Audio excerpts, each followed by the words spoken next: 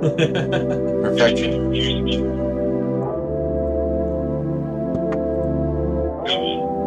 Right.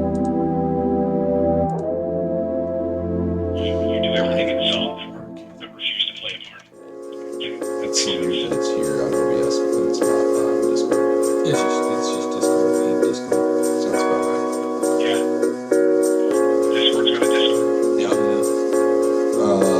I'm gonna do a close and hard restart of it real quick. Bye, be right back.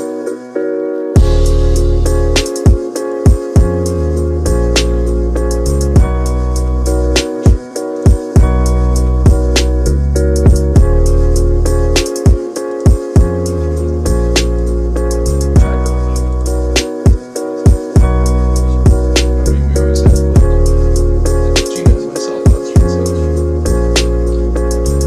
But even when we try and just make it work perfect, it just doesn't.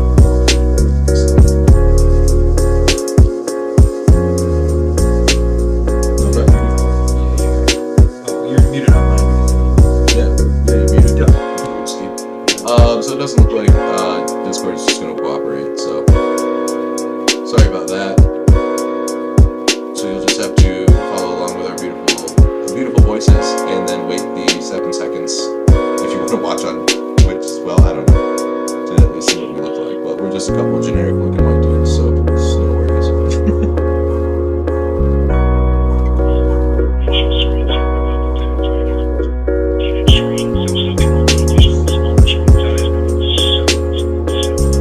Yeah. Is that in your pocket? In your back pocket?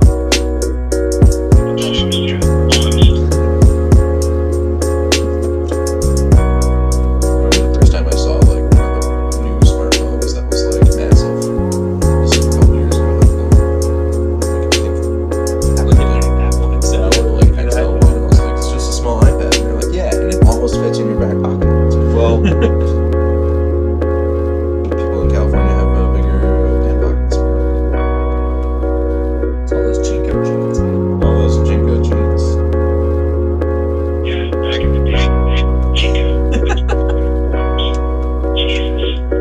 Well, the children of the Zubas generation came up with Jinko.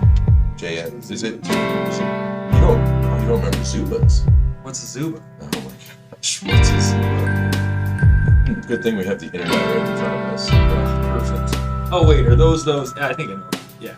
Yeah. Yeah. Yeah. Look at the Nick Cage Got ones. hammer pants. Well, I want to say MC Hammer Pants. Are they Zumas? No, but they're like Parachute pants. MC. Parachute pants. That's See? yeah. Harem pants. Hip hop harem is what they're don't called know at if Party City. proper technology. No, I don't think that would. I'm ready whenever you are there. Oh yeah. Just as I was. Super. You let me know.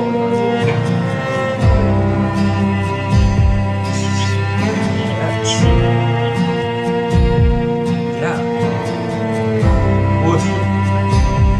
Yeah, this is really tough. So we should just go on this. We should just talk about this live now because it's live now. Because it's live now. Excellent. So yeah, preparation, right? Preparation A through G were complete failures. That's exactly what you're supposed to do as a dungeon master, is be both underprepared and overprepared simultaneously, if you will. Last I checked. Well, I mean, if you're the difficulty is if you're over prepared, you're not doing it right because you should be underprepared. And there's that weird balance of yeah. It's a balance of having contingency plans. Just in case. Speaking of contingency plans, Yeah. Oh man. speaking of contingency plans, hello everyone. Yeah, we're Welcome live. to Roll for Revelry this week. We're coming at you from a not as much of a normal blank white void as a John Oliver would, but we are coming to you live from mine and Gina's apartment.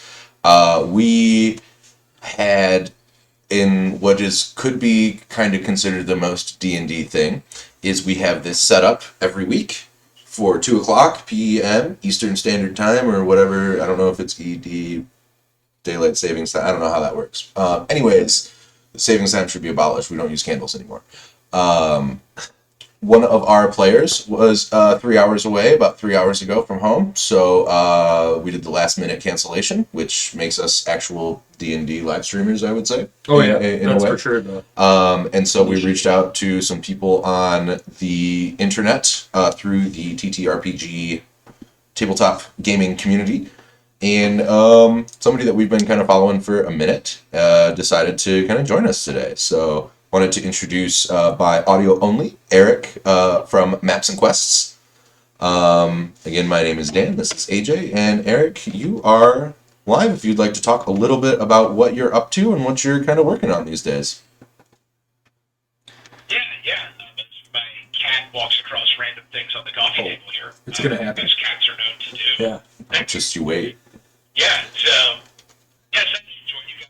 It's kind of a little bit. Got lots of maps in the works because that's what I do. I make maps. Appreciate you guys having me on. So, sorry I had to cancel last minute, but such is the nature of D&D in general. Yeah. It's just kind of how it goes. Nature of the Agreed. beast, so to speak. The one monster that will actually cause a TPK every time is scheduling. That's awesome. Yeah, and we don't have children, so Yeah. I could imagine. Ugh. Well, you can definitely speak to that. It's just I couldn't even imagine. Yeah. Yeah. 2-year-old, a wife, a cat, a dog, and the game one of my players has a kid and 2 dogs. So yeah, we scheduling conflicts, the ultimate party killer right there in D&D for forever. Really, it feels like. But yeah, glad to be on. Kind of last minute-ish, but Yeah. happened to fall at a time when my daughter's down for her nap, so that works out well. The universe and planets always align in crazy ways. Speaking of DMing your own game, what's currently going on in your D&D game? So, my players are currently in a game system that I designed, and they are cursing my name for designing this game system the way I did. They were in it for in our last session about 2.5 hours. Maybe cleared like 15% of it. So they're going to be down there a while. They're going to be down there a couple of sessions. Excellent. Did they get like hyper distracted by something that you didn't expect them to, and now you're like, cool. Instead of being 40% through this, we're now 15% through this, and I've had to create 1,000 different things. Yeah, there was one that was planned to be a party encounter because they're all level 4 right now. I started out at level 1. This campaign's very much a teaching campaign because 3 of my players have played combined like half a campaign. That campaign fell apart. So Yeah. That makes there's sense. a lot of teaching in this campaign, which I enjoy. It's a lot of fun. Kind of teaching new players how to role play, if you will, if that makes Oh, yeah. sense as a statement. One of my rogues still hasn't quite gotten the concept of if you run off 200 feet away from the rest of the party in the cave around multiple bins and find yourself face to face with something really, really nasty, they don't know what's going on. Yeah. Right there at that Yeah. moment in time. Do they always just attempt to hide? Yeah, right? Which is why he saw, a shiny great axe on the ground and decided to pick it up. Oh, surprise! It's a over. Oh, there you go. Then he was that one. No, you never touch too shiny of things when you're in a dungeon. Like, come on, this isn't Skyrim where it's just lit. All the dungeons are lit and Yeah. stuff is normal. It's like, oh yeah, I'm just gonna reach for the statues. The really old patina statue has really bright eyeballs made out of crystal. I'm gonna grab them both. Yeah, Like, right. okay, Never That's seen how that you get movie. possessed by a spirit of some sort. So, Or find yourself cursed. so I got a question. How how is teaching them going? Like, what do you just like flat out kind of talk about rules, or? Yeah, we do a lot of talking. We take a lot of breaks, if you will, Uh-huh. to kind of explain and talk over, since they're not used to the role playing aspect of kind of what something would mean to their character. Uh-huh. So, as an example, a couple of weeks ago, they were escorting a merchant caravan, since that's a fun D&D beginner trope right Yeah. there, escorting a merchant caravan. And they went through a village, they stopped at the inn in the village, and the succubus that was in the inn, because who doesn't like a succubus? Classic. Lots of fun Perfect. for players. Oh yeah. Lots of fun. Charmed the party spider. And long story short, they found out through dialogue with the succubus that the succubus basically was running a mafia-style protection racket on this particular village. Oh. Hey, I won't kill all of you as long as you don't report me to the constabulary and I can hunt the surrounding countryside. Well, Yeah. that's a fair trade. Yeah, and honestly, like, hey, you guys are kind of like this succubus is doing this kind of extortion racket. You guys are kind of an extortion racket. Like, the merchant wagon was like, hey, can you protect us and we'll give you money? And instead of like, that's only who's asking the question away from extortion, really. Yeah, exactly. So in my campaign, I incorporate a lot of Forgotten Realms lore into my campaigns from the Pantheon and all that other fun stuff, because I figure I have a whole Pantheon and lore there for me to use already. Oh, Why would I not use those things? So in the campaign, my players don't know this yet, so if any of them are listening right now, mute. Yeah, you heard this, not your characters. Your characters have no idea about this, so Yeah, exactly. you as a person. So there is a cult of Bane, because everybody loves the god of tyranny Bane. He's fun to bring in as an antagonist. Mm-hmm. To get everything they need to perform a ritual to bring Bane to the material plane in God form. Oh man. Because that sounds like a wonderful time, right? Yeah. Sounds like lots of fun. Yeah. So,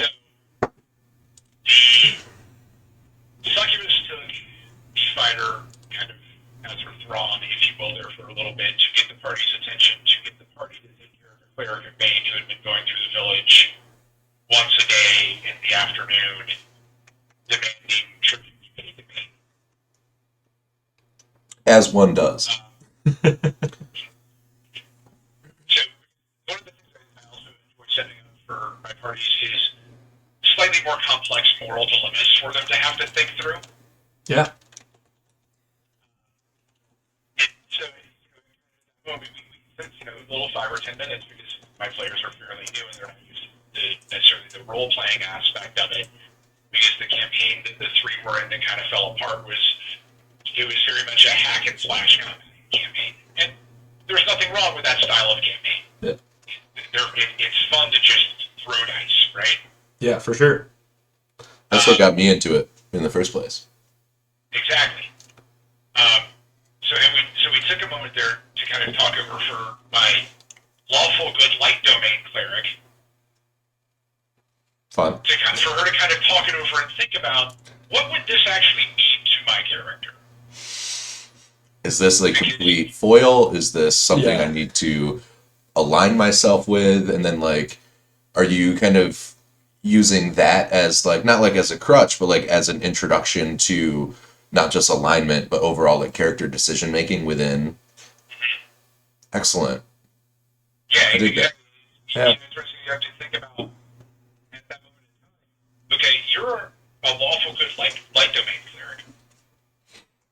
There's a really strong possibility that your deity basically has the Faerunian equivalent of a shoot on sight order on something like a succubus.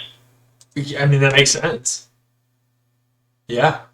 So, are you going to immediately attack the succubus to get the fighter free of its control, or trust that the succubus is going to actually honor its word and release the fighter from her control if you Cleric of Bane, and then deal with the succubus after that? Sounds like an insight check for me, but that much. Series of them. So you've got these new players. You're introducing them to role playing. I'll tell you a little bit of how I worked with our first campaign, which was all brand new, with the exception of you've played a little bit, Dan. I had played in high school at 17 years old. Well, there you go. And that we was started at 31. And that was 4E too, right? So yeah. So ours was more mechanics based, and I thought like, all right, cool. If role playing, I didn't really want to push it. I didn't want to turn my friends off. I'm like, hey, you got to act like this character or like really be into it, because I kind of figured like that would just kind of happen at one point, you know. And if it didn't happen, that's okay too. You can talk to your, you know, so long as you kind of took some of that element and it influenced your decisions as a in real life human, that's okay. But I did say, like, I think for the first session we had like very simple combat. There were no extended rules. We introduced attacking and casting and difficulty checks. So naturally, it was just Eldritch Blast. Yeah, well, yeah. I mean, Eldritch yes, that was what Elise was doing for sure. But then, like, the next one, we introduced, like, all right, cool. Here's, it was kind of like a little bit of a shopping episode. It's a shopping session, but it was, hey, here's armor and here's what it does for you, and here's, you know, your weapon choices, and you can go to a smith and you know, I open it up. You can buy anything you want. You know, look in the adventuring kit or the weapons on the player's handbook, and just pick anything you want, anything that sounds cool to you, and then that's kind of how we did like an educational section. I asked our players to read all the player handbook, but to this day, I still don't think any of them read through it. So Gina got like 3/4 of the way through when she was out of books. But the thing is, you can tell the way she plays. You can tell she's yeah. And like our one-on-one session too. Ooh, that was another cool way to introduce things. We started our second campaign, and I did one-on-one sessions to introduce backgrounds. But it was also super beneficial, I think, for at least me and for you, but like learning how a monk plays. Yeah, because I've never played a monk before, and like I still just want to call them Kai points because it phonetically it makes more sense. But key points, like that whole aspect of it is still, and I still can like get tripped over it a couple times where like, oh shoot, I've used now 2 bonus actions this round, or like because I expelled the key point, can I do another key like this? Yeah.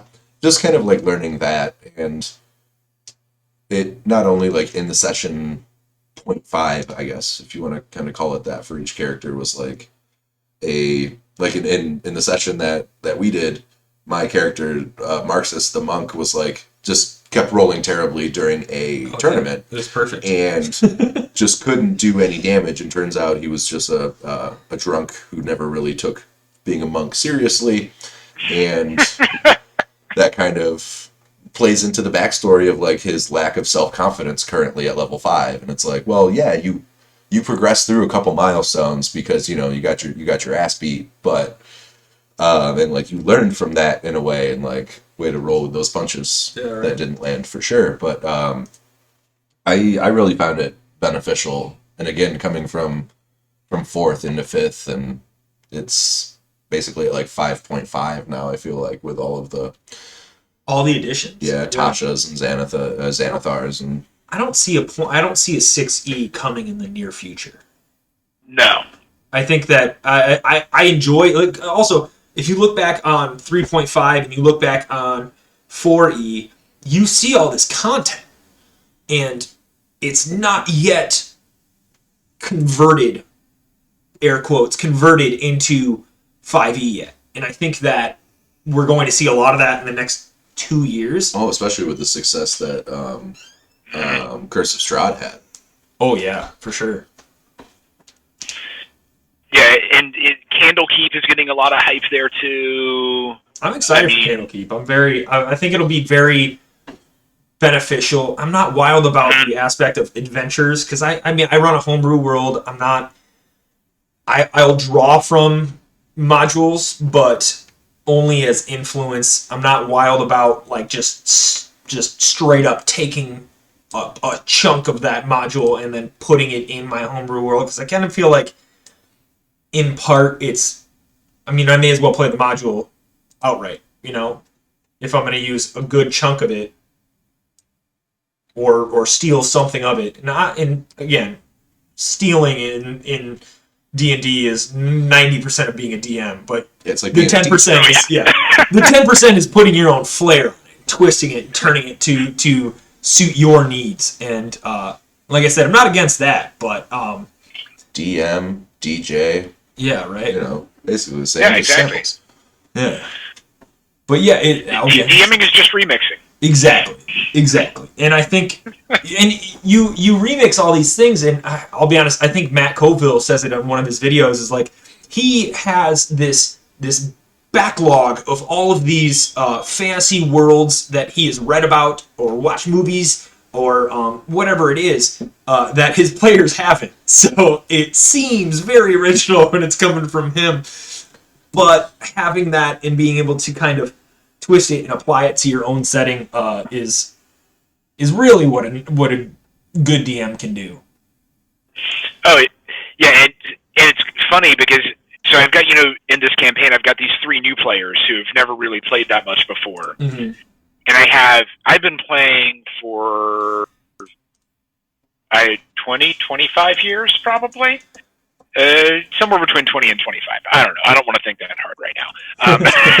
It is Sunday. And then I have one player who I got to come in to kind of help out with the newer players because it's nice to have in a campaign like that, one more experienced player as well. And he's been playing for like 27 years.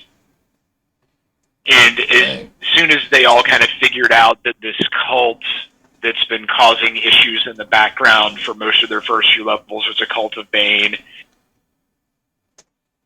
he muted his mic, tilted his head back in his chair, and just cursed at the sky for like 5 minutes. He's been playing for like 27 years. He's read, I think, probably all of the Forgotten Realms novels.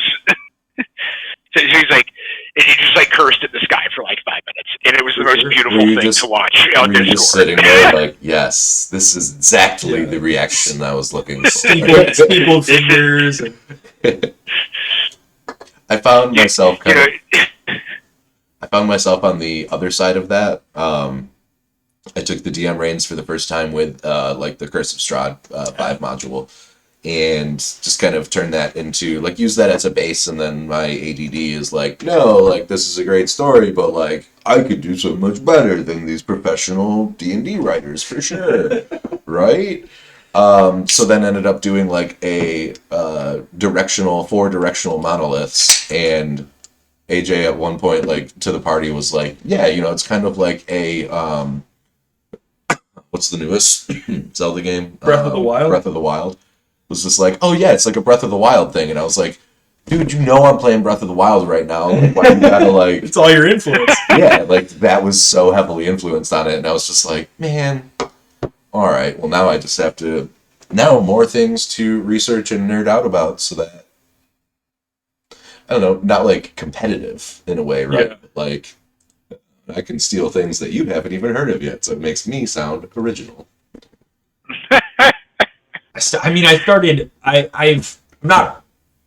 not wild about reading I have a hard time reading a novel. I've got some ADHD. I'd much rather sit down and fly through 20 comics than sit down and read a whole novel. But like, you're gonna be blown away when most novels are like 20 chapters. Yeah, but well, on top of that too, at work, I've been yeah, exactly. Oh, you an Audible file now? Yeah, I've been listening to books on tape at work. Comic And- books on tape, is that a thing? No, comic books on tape it's too much of a visual medium.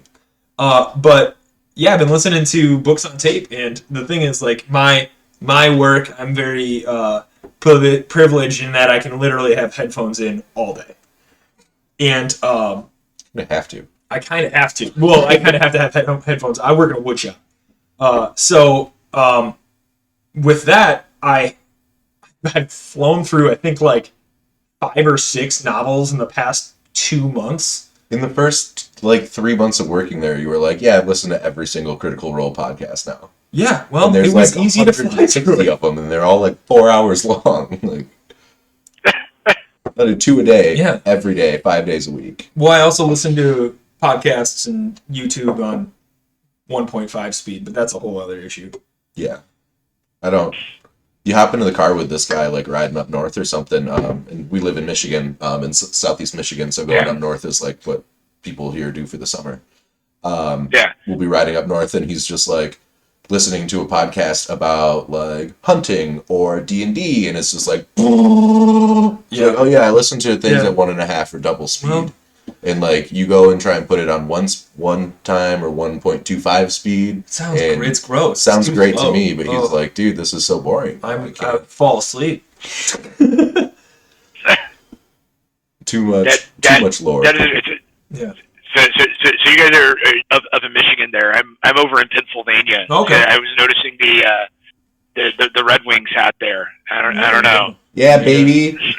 tell me you're more of a gritty fan than a Penguin fan. Oh yeah, absolutely. Flyers, yeah. Okay, good. Then I have no problem with you. No.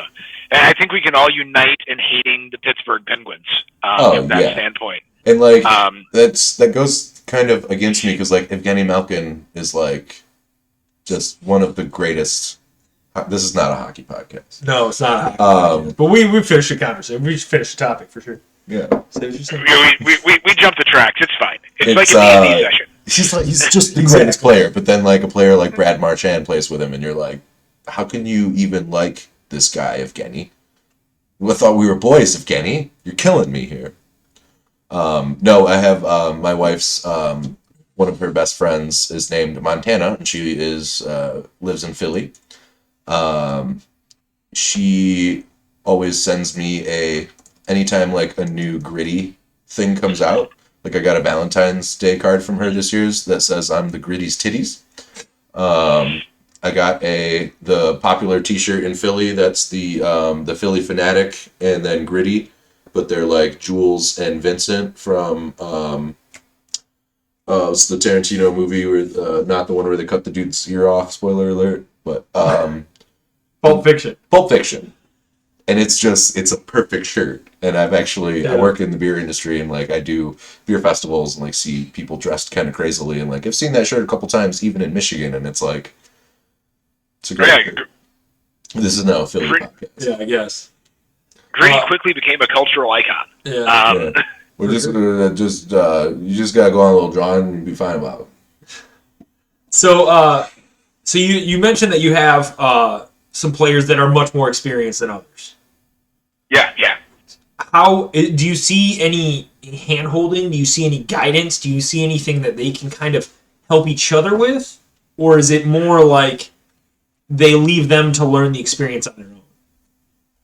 So More Territory definitely offers a lot of guidance. Like I know, like through the Discord server, he winds up answering a lot of questions because I don't know if people are like, oh, Eric's so busy, doing the maps and running this and with the family, whatever. We'll just ask Jeremy. He'll know the answer too. Yeah. Or if they're like, oh, we don't want to ask the dungeon master that. He's going to tell us something to nerf our character and screw us over because that's what happened in their last campaign. I'm not sure which one it is. Yeah. But I do know a lot of more meta questions get asked like outside of game. Yeah. Both of me and him. When it comes to the hand-holding end of things, I will largely let them do their own thing in game. And a lot of that's also because the game that they came from, which I don't want to get too much into that, where they weren't really allowed to do their own thing as much or make really? decisions. It was kind of railroady, Yeah. from what I understand. So a lot of it's, also going to understand that, hey, your characters can make decisions. Your decisions can impact where the game goes. For sure. Like there's kind of a general arcing plot that I'd like to see happen. But how we get from point A to point B is really up to you guys. Yeah. And I think that's a harder thing to break through with, especially with newer characters, because there's a lot of individuals that see it as they've played video games all their lives. They know that there's a wall that you physically cannot walk past without running into it, and or you see something like Dark Souls, where if you go into that area, you're gonna get your butt kicked for sure. But I think that learning that you can make those decisions and that you are a part of the storytelling mechanic is an important step for a new player to make. It's an important realization that I really think behooves the team, and in general, just playing the game, having fun with it. Yeah, absolutely. And at the end of the day, it's about having fun. Is it a combined storytelling mechanic, if you will, a joint storytelling thing? Sure. Is it about rolling dice? Sure. Is it about, some math? Thank God, not as much math as prior editions. Yeah. With 5e. Thank God the internet exists now. Yeah, right. I'm gonna go cry in Thaco for a second, but Oof. Top notch. But it's at the end of the day, it's about having fun and everyone at the table having fun. Yeah. With the game, because if we're not having fun with it, why the heck are we doing it? Yeah. What are we doing here? I mean, why am I committing 3 to 4 hours once a week to the actual session and the hour to at least of prep time I put into it? Yeah. If we're not having fun, why am I doing that? That seems like a giant waste of my time. Because I'm not having fun, I'm not making money, then why am I doing this? Just gives you some alone time away from the family. Yeah. Exactly. I will say that I think we have, in our group specifically, and Dan, you're allowed to hear this because I think it needs to get through to all of you. You all have analysis paralysis. You guys it's of a game that's about decision making. You guys bring up every decision. You don't want to make the wrong one, man. You bring up every decision you could possibly make, which is literally infinite. Well, also, having Bob playing Bob as Kata. Oh. You're never gonna know. Bob is the most logical person. He's literally the Spock of our friend group, and he's just he's playing a Dragonborn who's oh, I'm the superior fighter above everybody else. If you ever lie to me or are not as good of a fighter in mine eyes, I'll murder you. And I will use that as a way to intimidate others. And it's just dude, you're not wrong. And he has a whole, you and him talked for 2 hours on the phone about backstory, and it's just he's playing that to a T. It was cool. And I don't know, I don't know, is there ever an issue, I guess, as to DMs here? Is there ever an issue about players becoming too involved and wanting to instead of just making that decision, right, that snap decision, we have to go back on our entire thing? And recently my character Marxist did something that Marxist wouldn't really do, but was just egged on and pressured, and he smashed a dude's face in on purpose. No remorse, but kind of felt a little bad. But it's that we don't want to make the wrong decision, and knowing that there is no wrong decision because we're all writing a story together, kind of thing that. Mm-hmm. It's a lot of pressure, man. Okay, that's all I want to say. It should be fun. Just do what you do what you want, man. That's the world. Yeah. I feel like I'm Exactly. railroading when people are like, well, I'm overanalyzing this, and I'm gonna touch up on that and think about this before and I'm like, hey, just do what you think is best, and or what your character would think is best, and go Yeah. from there. Yeah, and it's like I played in a campaign once many years ago with a master who, and I hated this, and I thought it was the worst like homebrew, if you will, mechanic that I'd ever seen a DM use. Where if the party ever took more than 5 minutes to make a decision, random encounter, random monsters, random combat, and I'm like, Do you roll What? a D100 and there's like a 1% chance of instant death? it's like, what is that? Like you understand that this is supposed to be and I'm not going to say that's a wrong way to handle D&D. I just think it's in my mind and how I like to play, and with most of the other games I've played in, I think that's a terrible idea and a terrible mechanic. So if somebody's listening to this and says, "Oh, well, that's how I play," okay, that's great. If that works for your table, fantastic. Great, do it. But I like that kind of like behind the back, like kind of diss right there. Be like, hey man, if it works for your table, Yeah. more power to you. I think we all kind of reading between that for sure. I like that. yeah, they said, I'm sure there are tables it works for. I just think it's a terrible idea for my table. But yeah, if the party ever took more than 5 minutes to make a decision, random combat encounter. Like, it's a tabletop role-playing Yeah. game. Part of the role-playing is making that decision and talking these things over in character for what the party should do. And in that particular game, there were 8 players. Oh, 8 players, it's going to take a while to talk over any decision and actually make a decision in character. yeah. Every decision would take at least. I feel like every sentence the party hears would take like 30 minutes to digest. At least for our playing group, because like, I feel like we're all so excited that it's like is there a hidden meaning in literally everything? Do we have to like? Yeah. AJ, in our first campaign, we were playing was it Wildmount, right? And Yep. It was like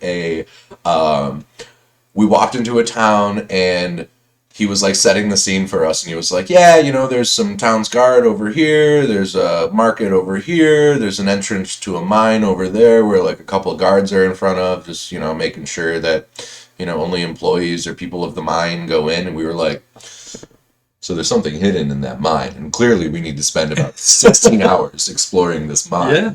And AJ was like, there's not. Sure.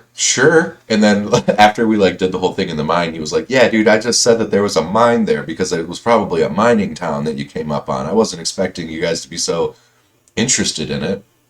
And boy, did you learn a lesson. But that's the fun part, though, is like, you're like, all right, cool, I guess they're going to the mine. I better make something up fast because they're in a mine now, You don't want to be uninteresting.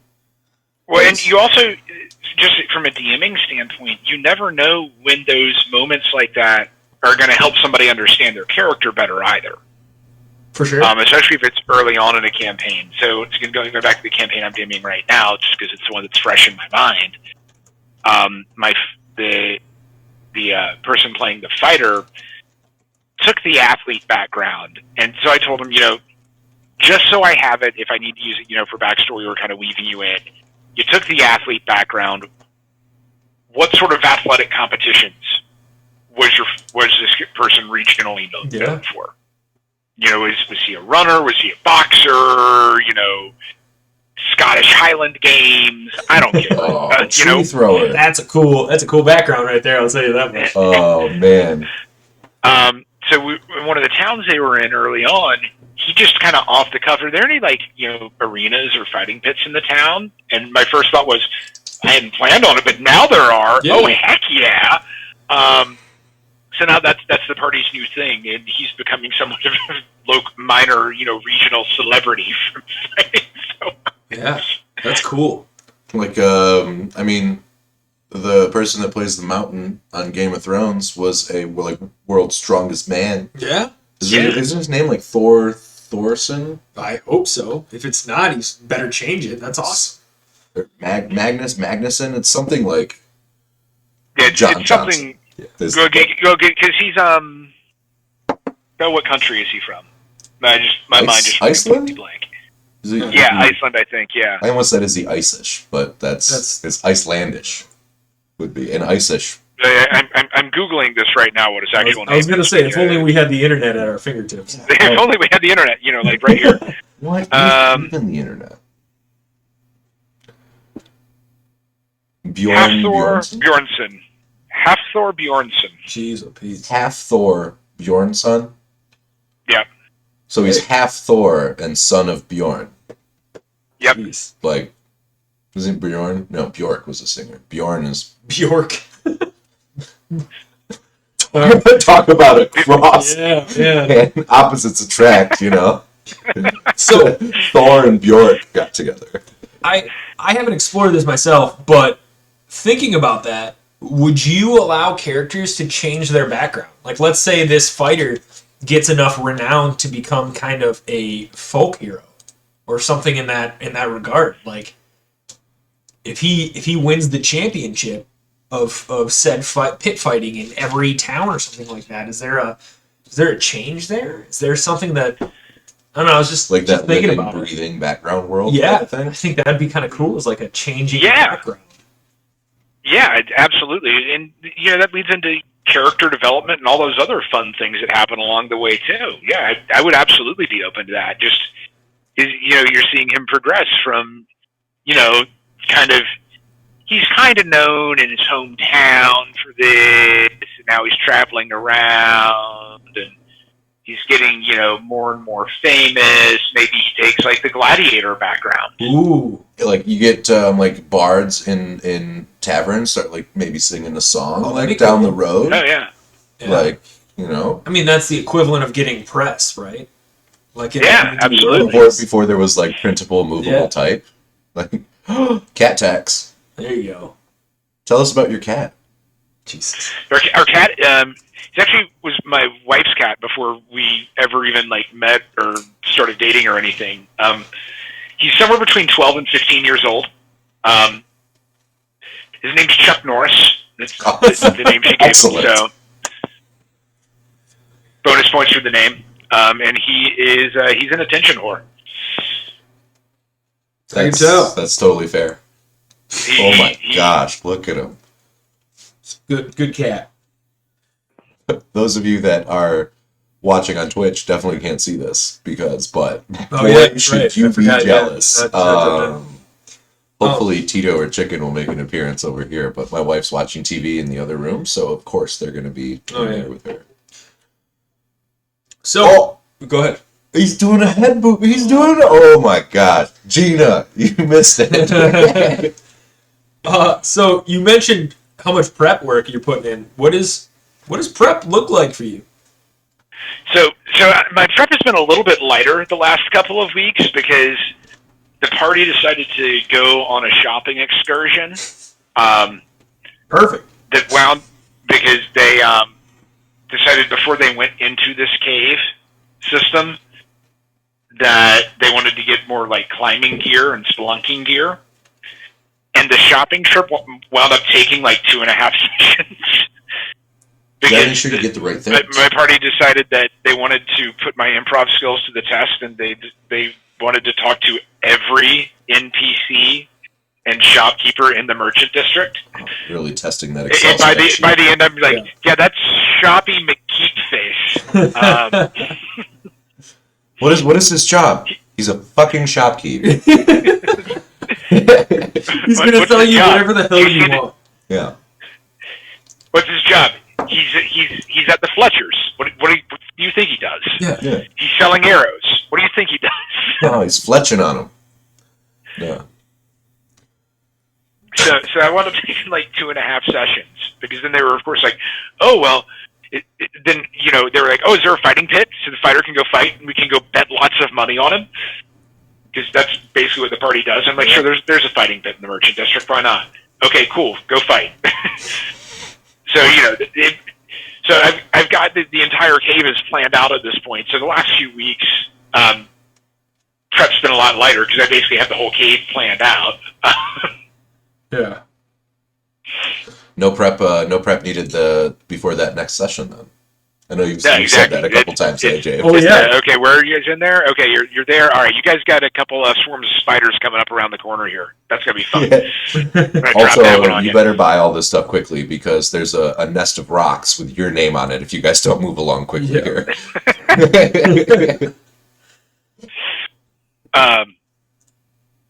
So yeah, it depends on the session and where we are in game. I tend to do a lot more planning towards the beginning of the campaign. That's because my worlds tend to be fairly sandboxy. Yeah.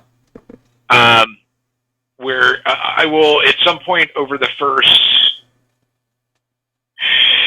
15 to 20 sessions, depending on how things are moving along, I'll scatter little clues here and there that kind of give the party ideas of directions that they could possibly go in. Yeah.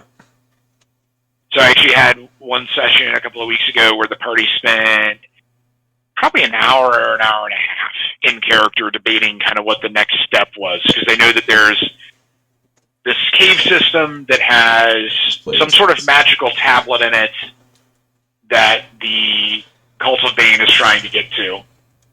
They know that the Cult of Bane is also trying to do something to attack churches of other gods in these other cities. So that they know some other things that are going on. So how do we want to go to progress this story further at this point in time? And they chose the cave, which is also the same cave where the rogue almost got killed by the homebrewed animated Great Axe. To which I just thought, great, you're in a cave where you know there's a magical tablet somewhere in this cave that an evil cult wants. Yes, let's touch everything shiny. That seems like a great idea. It's not going to be tracked at all. I think my favorite part is that they know that there's an animated axe in there, and their first inclination is, yeah, let's go get spelunking gear. Yeah, we need to make sure every crevice and or crevasse will be investigated fully. And I'm going to make sure that I help every single character and give them advantage on every investigation check because I know we're going to find something interesting here. And by interesting, I mean definitely not deadly because this is a fun group game. And who would want their character to die? Right. And the reason I kind of go in that direction is we had your wife actually very nearly. She had her first death saving throws experience. How have you, in the past or in the present or in your plans in the future, dealt with or seen the party deal with the death of a character? And is it more of like a just, hey, roll up another sheet? Or is it maybe there's a way that you can find a way to reintroduce, or maybe it was like a Gandalf kind of thing where, he just tanked the entire Balrog, got all the experience, and leveled up the entire way? Exactly. Gandalf's an XP whore. Prove me wrong. Absolutely. Prove me wrong. That's perfect. So. Yeah, he says run. Of course he is. Like, I mean, what else is he? Of course. Run. I'll take this one on. I'm doing that next time I'm a player. Hell yeah. Wait, how did you suddenly jump to level 12 from level 5? Yeah, well, you see, it's a funny story. So Death of a Character, it depends largely on the campaign and that sort of thing. So something I have started saying, I'll give you the Cliff's Notes version in session 0, is something to the effect of, hey, just so you guys are all aware, I'm never going to target one specific character for death or shoot for a TPK in an encounter. I'll try and challenge you, but I'm not going to try and kill y'all. But characters die. Yeah, for sure. It happens. Like, just so that people are prepared for it. Like, adventuring is dangerous. It is. If it wasn't, then commoners would do it too, but they don't because they have 4 HP and are squishy. So I think part of it is setting that expectation there so that they're aware that that could happen, but then how I actually handle it, it's very much a case-by-case, group-by-group type of thing too. Because you have some people who are really, really attached to that particular character. And they're, okay, let's see if we can, work in a way that they can maybe get them resurrected. Just to, help their player gaming experience. Yeah. Then there are other people, like myself, before I started DMing, who, I feel like I've got a whole file drawer full of character ideas where I'm like, okay, that's cool, they're dead. I'm going to bring in this guy now. Yeah, I mean, the half of, like knowing is half the battle. Character creation is half of D&D for so many, and it's 100% of D&D for a lot of newbie players. Like, I mean... Well, that's just because they never get to the session 1. But yeah. Well, yeah. That's fair. 100% for new players, 50% for kind of new players. Yeah, for sure, yeah. We actually... There are those who use it as a hobby, and we become dungeon masters eventually. Yes. The masters of our own dungeon domains. We actually have a question from somebody on Twitch, apparently. From INT_master over space, also says to tell you that your maps are okay from Mastermind. But he's wondering, what is a monster that you've never run, but you're definitely like, yeah, I want to do this, but I want to do it justice. And I'll say this much: I'm pretty sure this has got to be one of your players. Yes, and they're just trying to. Oh, they're trying to get information. So why on Twitter? I know exactly who that is. But on Twitter because I'm friends with him outside. Yeah. He doesn't play in any of my games now. Oh, okay. That is on Twitter. That's Dungeon Mastermind at Master Over Space. Yeah. Oh. I'll say this much too. I'll answer that question with you here. Okay. Because I think that is you're Red Dragon. Yeah, but Ancient Red Dragon. You're appropriate enough that you'll you're gonna walk into the situation and not necessarily know. Gelatinous cube. I've never experienced this in my life. Yeah, right. But yeah, monster that you'd love to run but never have. Yeah, so for me, honestly, and just because I've never had a party get high enough level before either, kind of the campaign kind of into the story wrapped up, I would love to run a Tarrasque. That'd be awesome. I mean, I realize it's, that sounds kind of like a tropish answer, but it's also a monster that you're not going to see terribly often either. And it's going to be an epic battle. Yeah. Speaking of saving throws. Yeah, right. That will be an absolute epic battle. I feel like that almost is a monster that's worthy of, if you're not doing it at level 20, if you're doing it at a lower level, since we've already referenced Lord of the Rings, that's like Helm's Deep level epic from a battle standpoint. Which I would argue is a little bit more epic than anything that Return of the King brought, but that's my own opinion. Listen, yeah, this is now a Lord of the Rings. All right, yeah, no, I'll put a pin in that now because I would like our friendship to continue. Yeah, no, okay. Same. It's like in Parks and Rec. It's like, Lord of the Rings. You love those movies, don't you? And it's like, I wasn't really a big fan of what Peter Jackson brought to the table, but I will not expound on that for now. Sorry, what were you saying? I was just going to say, I played a hell of a lot more Helm's Deep variations on Warcraft 3 than I did any other variation game, so. That's me being a big old nerd. Go ahead. So, Tarrasque. Yeah, it presents such an epic battle opportunity that I feel like that's one of those you really have to build up to that moment in any campaign.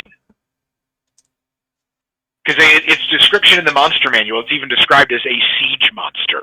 Oh, jeez. Yeah, Excellent. that's awesome. That's Pretty a sure. super cool- Pretty sure they have siege monsters in episode 1, The Phantom Menace, Jesus that Christ. are based on the Turask. So, siege monsters. Yeah, I didn't even think about that. It's a cool Yeah. variation. Yeah. What would be your ideal, and by ideal I mean like as a torturous DM, what would be your ideal TPK siege monster? On the spot, create it right now. Oh wait, it's like homebrew thing. Yeah. You don't have to have like rolled stats or anything, but just like a general idea. I'll tell you this much. I'm slowly learning that all of the quests and things that I really am drawn towards are 100% horror. And I hate horror. I'm terrified. I don't watch scary movies. I don't go into haunted houses. I don't mess with the lights being too dark. I will sleep with a nightlight if I need to. But I will say this much: I think that fear and that level has like allowed me to just be the perfect vessel of horror for all of you. And I think that I'm gonna start leaning on it. I'm gonna start leaning on it. I think I don't know what it's gonna be. I don't know how it's gonna happen, but I really want to scare the shit out of it. It's going to be a dinosaur that has a trebuchet on its back, and that trebuchet shoots plague-infested skulls across city walls. I mean, I don't know though. Like, I think it's gonna be creepy. Like you guys had the experience in our previous campaign. There was an experience where you guys dealt with a hag face to face, and I feel like not Pretty ugly one. It was ugly. But it was ugly as an experience, and the encounter creeped everybody out. And it was like, to me, I was like, yes, It was like Witcher 3 levels, like the awesome. three witches in the moth Yeah, kind of thing. yeah. I was just playing Witcher 3 then too, so it was perfect. Heavy. Yeah, I got some wicker holding my organs in. What about it? It's funny too because I actually used the mini from The Witcher 3 that I printed off of Thingiverse for that. But you guys never fought her, so that's fair. It's interesting that you're so scared of like the lights being slightly dark. No, I because don't. Yeah, I'm not in even real into it. life, AJ is what, 6'3", 6'4", 218 pounds of like very Yeah. fit. I mean, I like, throw weights around type of guy. but and it's but you can't fuck with the paranormal shit, man. No, not even a little bit. Yeah, I don't care if I'm Bjorn Bjorgensen. Fucking, I don't remember his name. You're not half But- Thor? Yeah, I'm not half Thor Bjornsson. The Yeah, words are Bjork. Bjork. Bjork's son.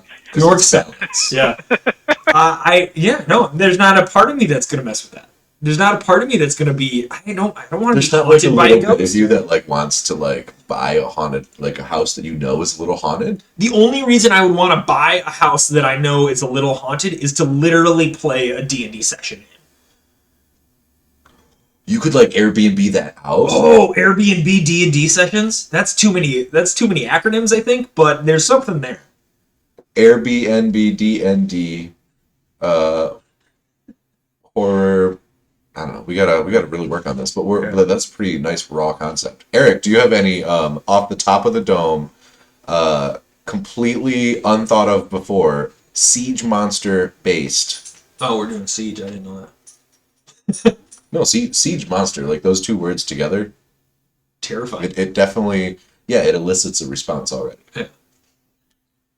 And you can't say Chuck Norris, my cat, because that's just cheating. But he's like right there. I know you guys, the people at home can't see him, but he's right there. Yeah, you certainly can't say it in front of him. No. Cats remember. Yeah. Exactly. So siege monster based, something that would be a good siege type monster. Masterpiece says that trebuchet shoots bears with chainsaw arms in reference to the dinosaur with the trebuchet on its back, which you want to talk about horror based. Yeah, man, that's terrifying. Bear with chainsaw arms.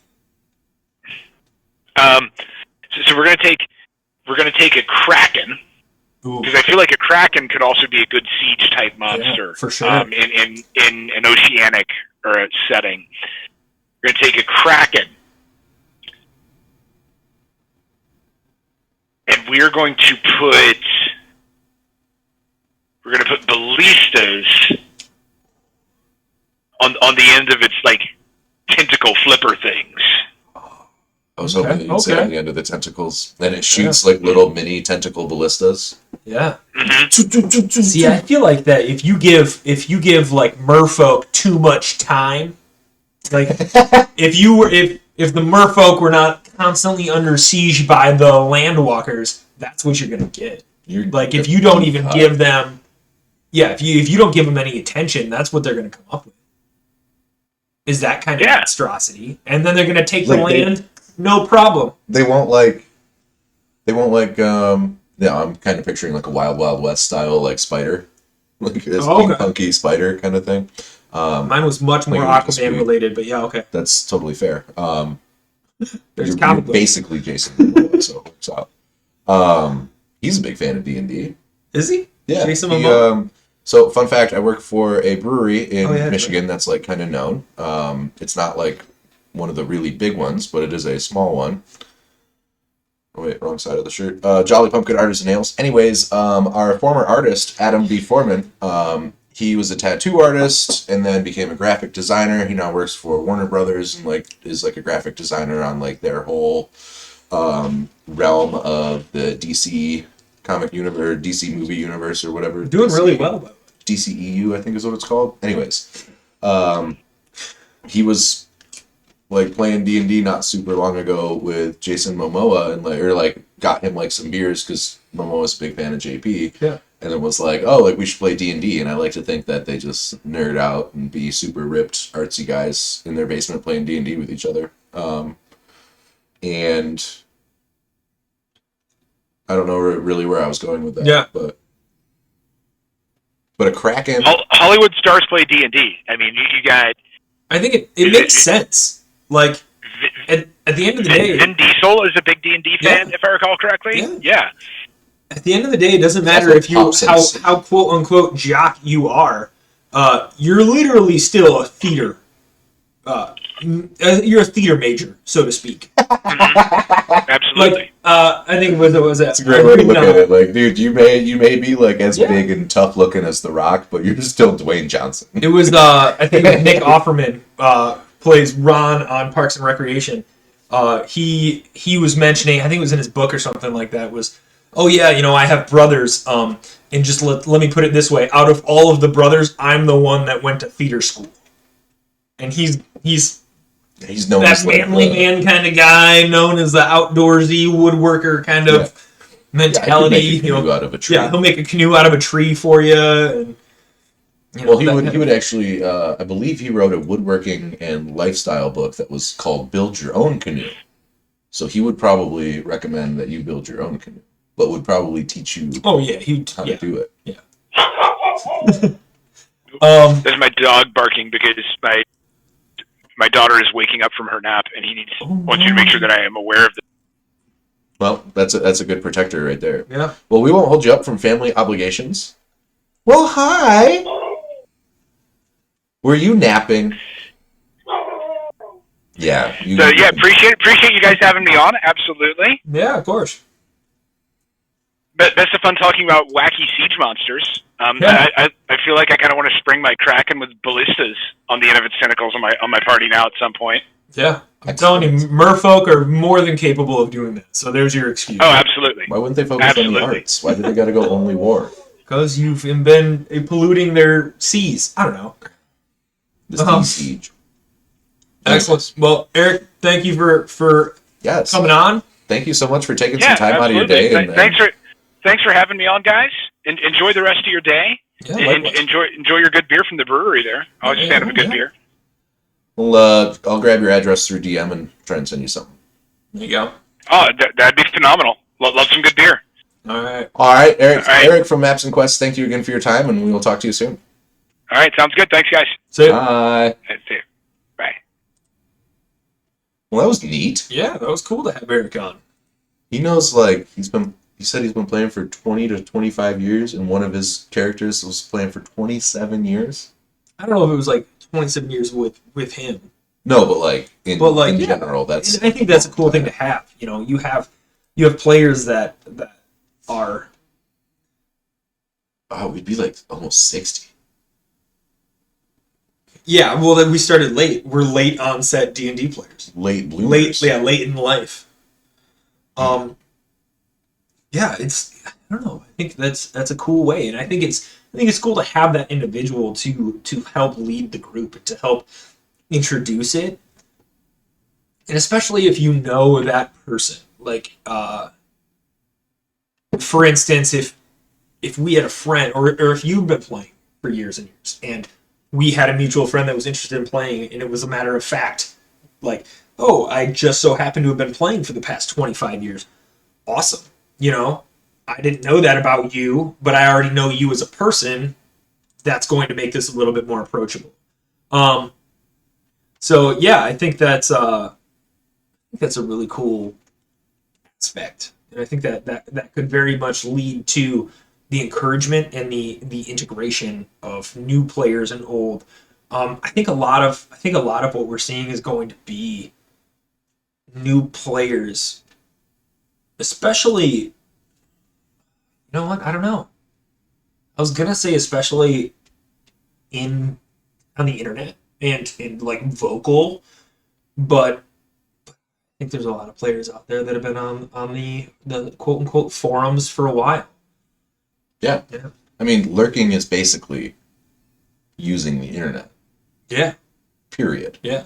And then you You're decide to just have a conversation with people, and then you're no longer a you're lurker. no longer a lurker. But like it's like we both AJ and I met each other working in a restaurant together, Yeah. and like we've always been like just kind of like foodie folks, and like Shit, that was like 6 years ago too. oh wow, like even anyways, the kind of like the internet has brought upon us so many amazing things, and some chefs and like restaurateurs will complain about how it has caused the death of regional cuisine. Yeah.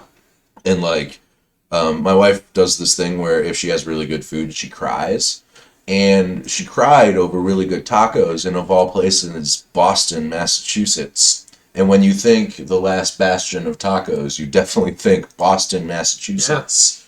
But it's because of this internet that's bringing everyone together. Like, you can have the greatest chicken liver pate outside of France literally anywhere in the world. Yeah. And because like that, everybody coming together and like people complaining about that, I don't know. That's just See, I think that's that a bad deal. That's a Yeah. bad table to be at. Yeah, for sure. And I think that you look at that and you can apply that to D&D. You can say that there's like regional aspects, or there's like a homebrew setting, or how DMs function.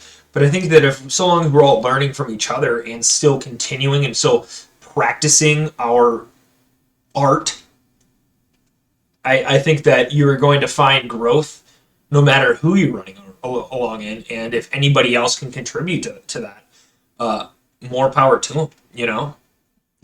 I mean, that's what we're doing right now. That's, Yep. you know, we're learning from each other. And I mean, it's granted, literally we're the a few quarantine states that, away, like, you know, even with Eric, we're a few states away, but I certainly learned something today. I hope he did too. I know for sure Dan did, because I started talking about things that he was unaware of in our campaign. But yes, yeah, I definitely learned some things that I will immediately I will remember, but the character that I play will absolutely not Yeah. remember. I really honestly like my discussion about, or our discussion with Eric about like railroading, and like how that's not like, it's not railroading if like you have all these plans set up and like a really cool idea, but like is it less flourish, I guess, in the game to have your characters not discover it naturally? I don't think so. I also think railroading gets, and I know this is controversial, but I think railroading gets a bad rap. Oh, I don't think that, yeah, exactly. I think railroading is more along the lines of, I want to go into this bar. No, you can't. no, the bar's closed. Exactly. They had a sewage backflow. That's even more.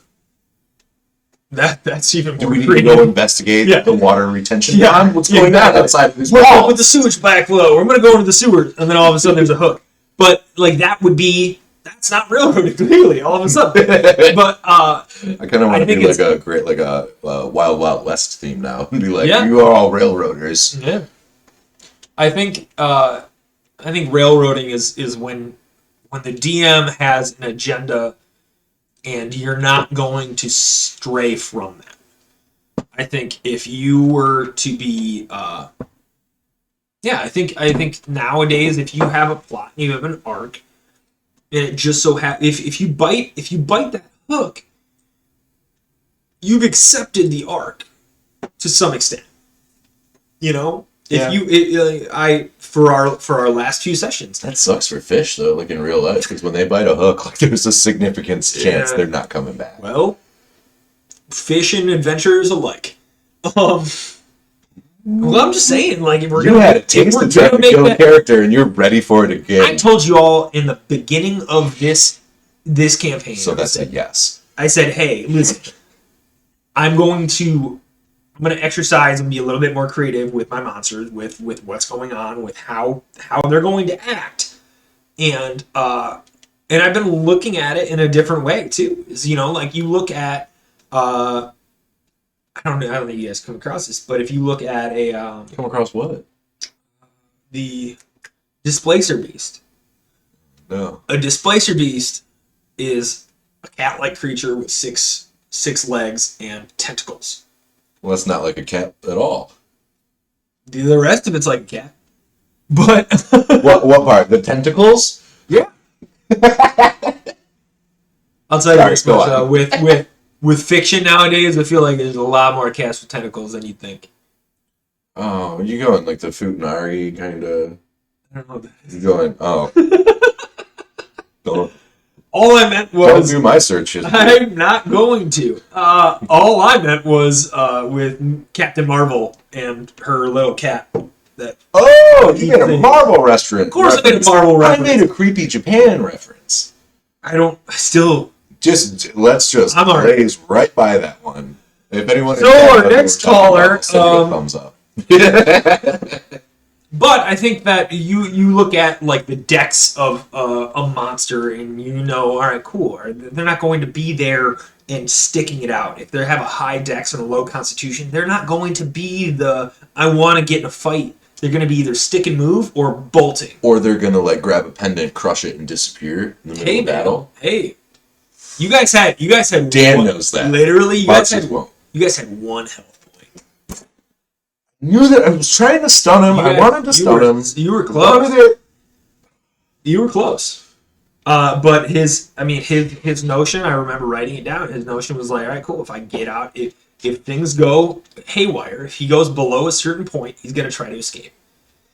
And I gave him a pendant. I even gave him a spell that the pendant's tied to, and I made it like in the game, and I have it in my notes. And then you guys, I think it was Bob. He just fucked him up, but he had one health point at the end, and I was blown away. I think you see it in my face. He hit him with three. He hunters marked him, and then hit him with 3 hand axes. Yes, yeah. With dual wield, 2-hand fighting. For sure. I wanted to ask Eric, and Eric has a family. I'm kidding, of course. Come on, his daughter looks so adorable. Yeah. I'm very jealous. But in his 25 years, and the other is somebody else at the table of 27 years, what are like some things from 1, 2, 3, 3.5, 4, and any other, like, obviously I don't really know what I'm talking about because I don't even know if there's a second edition and if it lasted long or whatever. I'm sure there was because there was a third and a first. But like, what are things that like you maybe would like to see stay in the ground and some things that you might want to see come back? And I know since you are such a nerd, I know that you probably know every single rule from all of them, even though you only started playing in April. I will say from second edition, apparently there is a arms and armor booklet or sheet or table of some kind. I haven't looked into it. It's the only things I've read about. But they further explain some of the other aspects of weaponry. So that it's not just a scimitar is a slashing short sword, or a short sword is a Stabbing scimitar. piercing, but yep. Step. Yeah, Stabbin. Stabbin, or just BN. So, and I think it, from what I've gleaned on the internet, it like talks about like if you were to shoot a poison arrow or a standard arrow, or if there's specific, that kind of stuff. I think that would be very much interesting to either see translated or to see, and I understand 5e has been this approachable aspect, but I think the way that the Marvel, and I'm going to compare it to Marvel movies, I think the way that the Marvel movies took an action film and put enough nerdery in it to draw comic book nerds, that D&D 5e can do the same. And I think that you can still be true and add those things that are purely supplemental. Like you can have like a WandaVision kind of thing in the D&D universe. Spoilers. Because of, well, I'm not going to get into it. I know, you just said the word. We finished last thing, so. Yeah, all right. How Luke Skywalker, right? A Luke Skywalker type. That's all I'm going to say. So, you, in 3.5 and 3, yeah, it's cute dog. 3.5 and 3, there's books about, there's an entire book about demons. There's an entire book about angels. There's an entire book about fiends. And that's like, I think that's cool. That and doesn't sound like too much. It sounds like too much to me. See, it could be too much, but again, we're talking purely supplemental. If you took just Mordekainen's Tome of Foes, which touches on devils and demons, Just thought of a great cookbook title based on D&D. Yeah, I've been thinking about one, and then I really recently learned Book of Fuzz. There's a bunch of different fuzz. A book of pho. Oh man, Sorry, I completely ruined your track. I'm sorry. that's alright. That's the story of my life. Sorry. of Not my you sessions. ruining my track, but somebody. Yeah, right. But I think that if it's purely supplemental, and I think we also have a group of individuals that need a little bit more guidance, and I wish that wasn't the case. Like not as much guidance as like a Gloomhaven, where it's like, hey, like this computer is going to tell you where to go. Exactly. Yeah, but I think that if you have like reading up on lore about a creature triggers ideas. It just it helps you brainstorm with yourself, and you can look into it and say, all right, cool, this is how they act in the D&D universe. What if they did this instead? Or what if their loyalty lies to this guy? What if it's the movie Alien, and instead of just letting the guys tell the lady scientist who's right the entire time to let the alien on the boat or on the ship, You've seen Alien. then instead they just talk for 45 minutes to try and go to every other side of it, Yeah. and meanwhile the xenomorph just appears out of the chest. Yeah, for sure. Of course. I will say there's a few, and I don't know if I got to answering it. There's a few monsters that I would very much like to run. I don't know how I'm gonna run them, and I don't know if it's gonna be this campaign. I don't know if it's gonna be ever. What's your top 5? I'm weird. I don't know. I want to do Mind Flayer, but I want to do Mind Flayer in a different way. I don't know how. More of a. I don't know how yet. I've floated the idea around as running them as kind of a Cthulhian elder god kind of mentality. Okay. I can see that. I think in part their lore kind of plays around with that. Or like a priest of Cthulhu kind of thing. Again, that's awesome. I think if you were to run it like that, there would be definitely some changes and small little things that you might want to poke around with. Same thing with a beholder. I think those two specifically, because they are so iconic in D&D, that I don't necessarily want to run them as straight and forward type thing. It's like, I oh, want it's a beholder. I've seen that. Yeah, I've seen the yeah, memes. I know how to fight this thing. Exactly. Just I don't, stab it. yeah, stab it in the eyeballs. You don't want to Stab it. stab. If you, I don't know. I just feel like there's something more, and if I could explore that character a little bit more, and again, they're high intelligence. They're characters. At Yeah. that point, they're evil characters. Nobody has a beholder as a pet. And that's what I was kind of getting to with Eric is like the, like a creature that you want to run as an encounter, but you want to do it justice. Yeah, for Where like, you know, as much as we have our file cabinets full of character sheets and miles and miles and CVS receipts of backstories associated with them, like the big bad's got to have one of those too. Yeah. If not 10 times it. Of like, you know, like Magneto was, you know, ripped away from his mom during the Holocaust. And then in the newer X-Men movies, he's going around killing Nazis. Brad Pitt approved. Yeah. And like that's so like, is Magneto really all that bad of a dude, or is he? I mean, that's just a lazy trope. But bad guy's really not that bad. What? I mean, that's a whole other topic. Magneto. In Magneto, Go on. I was gonna say Magneto represents a different type of X-Men in the Malcolm X aspect, whereas you look at So then Professor why is X, Charles and he Xavier has- the Malcolm X? because that's He's Charles X. they're all X. They're X-Men. No, they're Brotherhood of Mutants. All right, You know I'm right. That's why you shut. I know you're right, but I'm just saying they have an X gene. Man, I wish like WandaVision didn't just come out on Friday so that we could talk about more stuff in that and the X gene and like in Photon. That's not a thing. Don't listen to him, world. Then how the fuck was Photon? That was people on the internet, man. Respect. They've had, but they, I got distracted by Masterpiece. That's a really nice thing to say. It sucks that you have to leave, and we hate to see you go. But thanks for the compliment of, we make you stay. I like to think that I have that effect on my wife and our animals, and it's nice that I have that effect on you as well. So thank you so much. Give us a follow on Twitter or Twitch, or we don't have anything up on Patreon because we're lazy.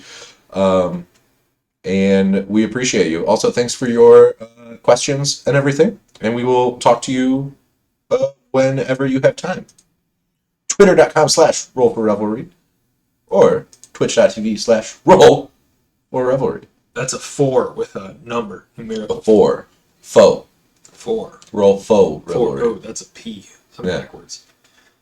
Anyways, You can tell that we're experts on Yeah. sign language. right, yeah. Sea turtle, right? I don't think that's that. For real though, this is bullshit. That makes sense. For real. No, that's on brand. I believe this, if you do this up to your chin, that's water. This is now an ASL podcast. Yeah, yes. So the X gene and how it's not Yeah. put together by Wanda Maximoff and the Sky. Anyways, no. Do you have like any Marvel stuff that has made its way into our game that I haven't been aware of yet? I have. There's like the idea behind some adventures and quests that have been like, oh, you could run this and you can utilize that. Nothing just outright. I think when we were playing the first campaign, I was reading a little bit more Batman than Marvel stuff, and I think you can see Well, that was some like of that.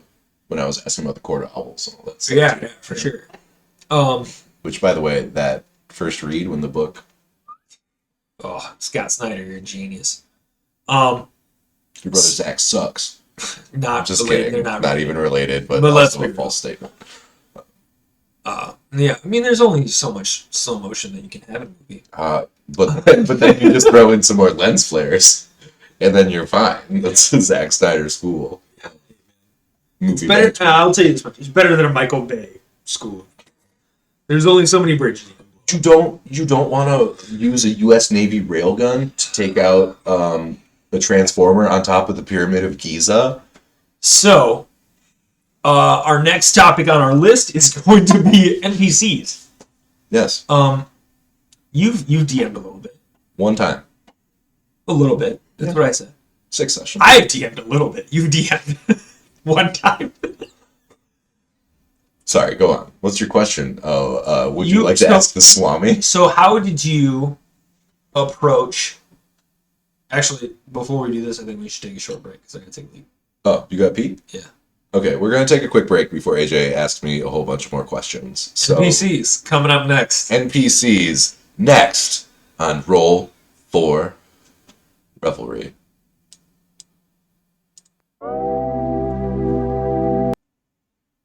And we're clear.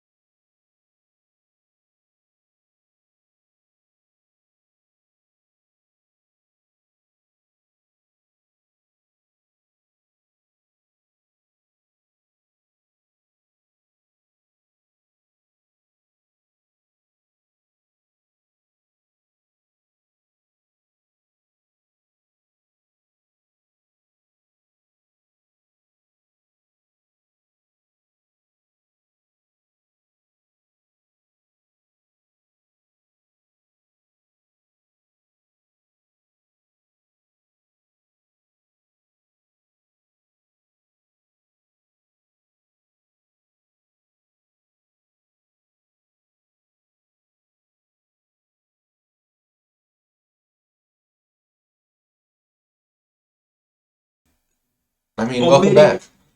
Oh, I did the audio thing. Oh, okay. The audio thing. Welcome back again. We're roll for Rummy. Oh, what's happening? We have no idea what we're doing, obviously. And also, we got a little distracted by the twitch.tv/ladies of D&D. We were just watching their live stream for a split second, made a little donation to their, what was it, Joyful Heart Foundation? Yes. They're running a charity stream, so if you get bored of us, you can absolutely just roll over to them, and we would actually Just roll over to them Yeah. and come when they're on break. Come then check in back on to us because theirs is much more important than ours. We are not. We're nobodies. Excellent. They're like people doing things. So today, in lieu of our session, we are talking about DM stuff and D&D and kind of just hashing out and answering any questions as a DM and as a player and as an not an ex-DM, I thought you were gonna say an X-Man. an X-Man. We're not talking about X-Men anymore. Vietnam flashbacks. But yeah, so we had Eric from Maps and Quests on earlier. We were Sure kind of talking did. about monsters. We were talking about role playing. We were talking about new players. But we were going to mention NPCs, and I think that he mentioned NPCs at one point, and it was more in terms or along the lines of having a shopping session or 2.5 in his situation. Yeah, he had 2.5 sessions where they were just his PCs were just shopping. Hey, I get it. It's fun. It's like I didn't know my mom played D&D. Yeah. Oh, I don't know. You I guys, love you, Kelly. you guys have absolutely had shopping sessions where you're like, all right, cool, we're going to this store, we're going to that store. I will say, I think there's two things with shopping, and I don't think we've experienced one, but I set the rules in my own head. One is, I think that unless it is a relevant shop that is going to be again and again visited, I think it's simpler to just say, what would you like to pick up, and that you can pick up those items. If you want your shop to have a voice, and you want your shop to have if you want it to be an encounter, I think that is when you can give an NPC a shop, and you can say, all right, cool, this is the one blacksmith in this city. They may have a quest for you, they may not, there may be something there. But they sell everything that every other blacksmith would sell, and maybe there's like a potential for something else here, but not necessarily needed. I think though, if you have somebody that like Gina in our last, I think our second last episode, or our episode 4, she or maybe episode 3, I don't know, she wanted to buy a rapier. And I'm like, you know the town, you know where to get a rapier, you know the armorists, you know where the weapons are. You just gotta go to sword. You just get a rapier, and it costs you 25 gold, and it's straight out of the book price, and that's what it is. And then if I were to have said, okay, cool, you walk in, and there's a gruff man sitting there over an anvil, and kind of did that whole thing, and it was just a matter of buying a rapier. Then you wouldn't do like the whole or a short, or whatever it is, grizzled buying some dwarf armor. or- Yeah, it's kind of like you're setting up that Chekhov's gun situation in a shop, and then you can play that game of negotiation, and that's where I want to go next. But we'll get there in a second. You can play that game of negotiation, but is that a mini game worth playing? Is that kind of mentality where, like, all right, cool, I'm gonna save 5 gold on this short sword, on this shield. Yeah. But does that saving you 5 gold, does that mean, what does that look like in the grand scheme of things? What does that really matter? Especially when at a certain point you look at what you come across 500 gold. Like, what's 5 gold that you saved for what would be 10 minutes of game time? Yeah, like I'm saving up for this airship, Yeah. so I better save onto this 6 gold. And even then, it's, as a DM, you need to look at it as your time as a human in real life, as much as that sucks compared to being anybody else.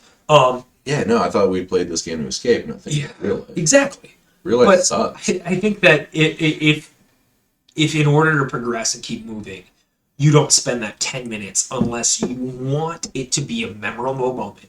You want it to be something that could be a story, could link into something else. But like, you wouldn't put the context clues there if there wasn't context If there to was look into. context, yes. And again, it's like that Chekhov's gun. If it's on the mantle, it better go off in Act 3.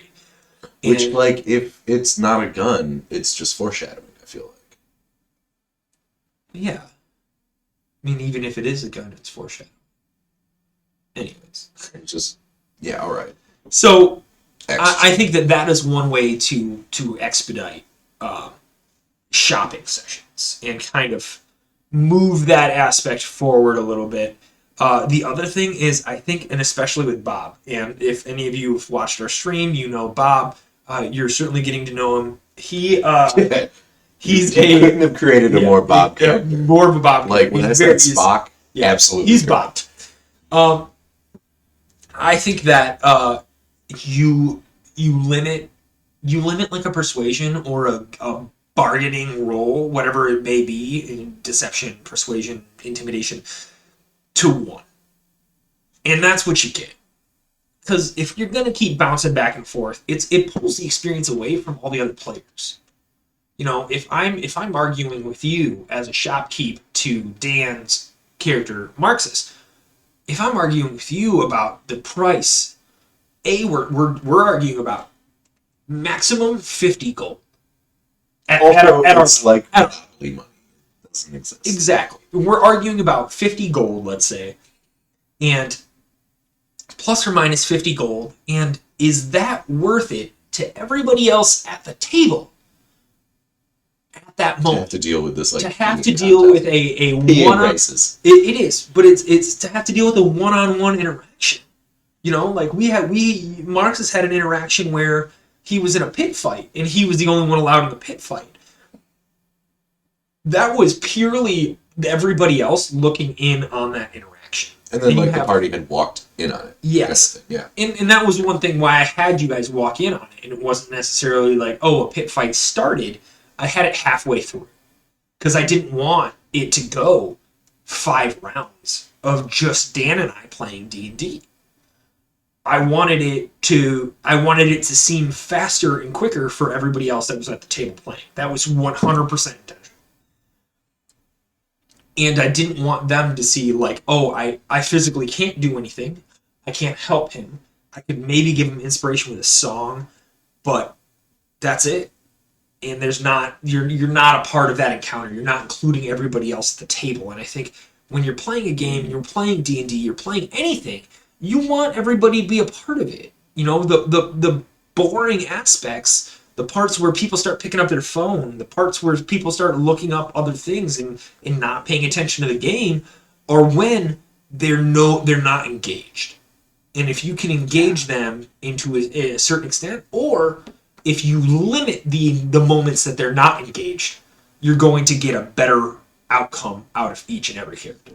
And I mean, I feel like, but do you feel like it's exacerbated by COVID quarantines and everything as well? Because, like, it's a lot easier to, Absolutely. like, we're sitting around a 6-person table right now, and if you're on the other side of this screen or on the other side of this camera, it's a lot easier for me to just be like, and I know this is a mouse, don't get mad at me, but just be like, oh man, I got this Instagram notification, better go check that out. But I would never do that in your living room or in your For sure. dining room or at, like, an actual table. And I'll Like, it's say so this much much too: we have never played.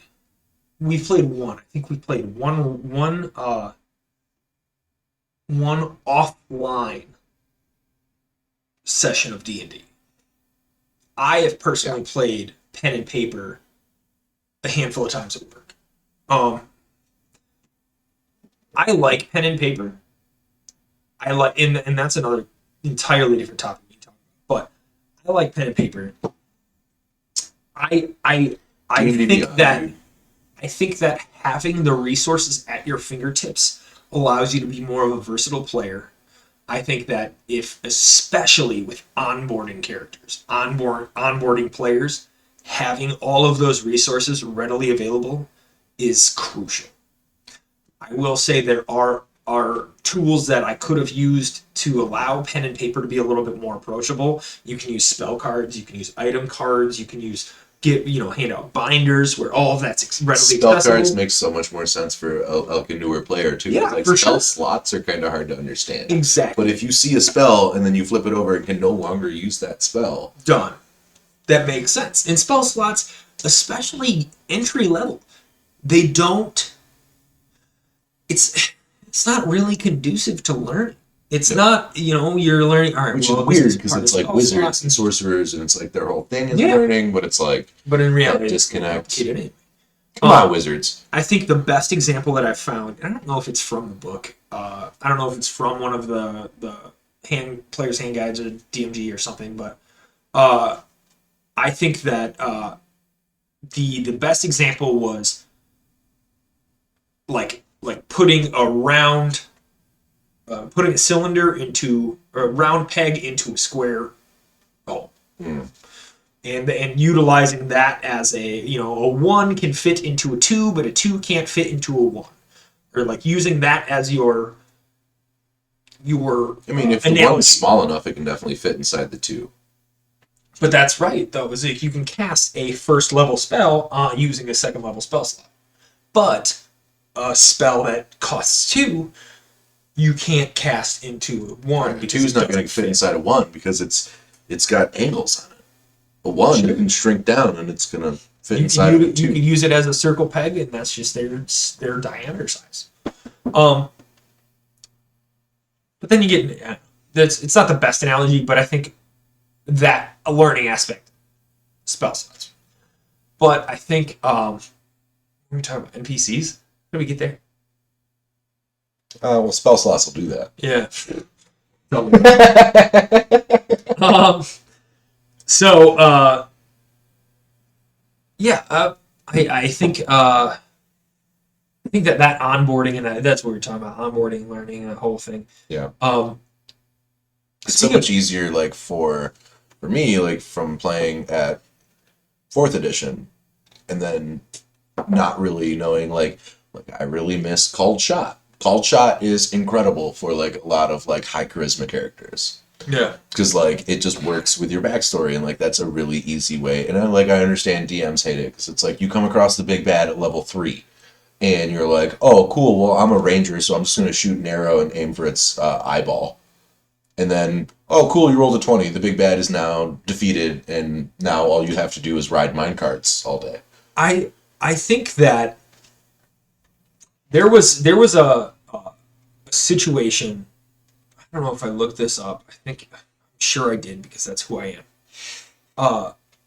There was basically the argument of a natural 20 does not mean the ultimate success. It means a success. Yeah. And a 1 doesn't mean, oh, you die. Yeah. And there was an individual that I was talking to at the place that I worked at the time. He mentioned multiple times. He said, "Yeah, last time I played D&D, it was kind of shitty. One of the players had a super high charisma, and every time he wanted to go on a quest that no one else did, he would just roll against the characters, roll high charisma, and then everybody went on that quest, and that was a slog." There are There's- other reasons in our group that we don't roll against each other. But Yes, but I think that you can. You just have to ask. And I think that's really how we play in the most part, anyways. Hey, I want to do this thing. Can I do it? And then I tell you what to roll for. And I think that's a very approachable, and it's a very widely used cadence of I want to do this, roll for it. It happens or not. Continue playing. I want to do this. In that. that's a very like shoots and ladders aspect. Yes, that's a very introductory sequence. But this individual also was like, he would walk up to a king and said, "Hey, king, I want to be king. natural Sup, 20. bitch? So all of a sudden he's a kid. That's not like, that doesn't need to be the end all. It doesn't need to be the ultimate success. He could roll up and say, hey, I want to be king, roll a natural 20, and the king can be amused by his jest. I have new court for a jester. Yeah, and then all of a sudden, you're his number one adventuring team or something like that.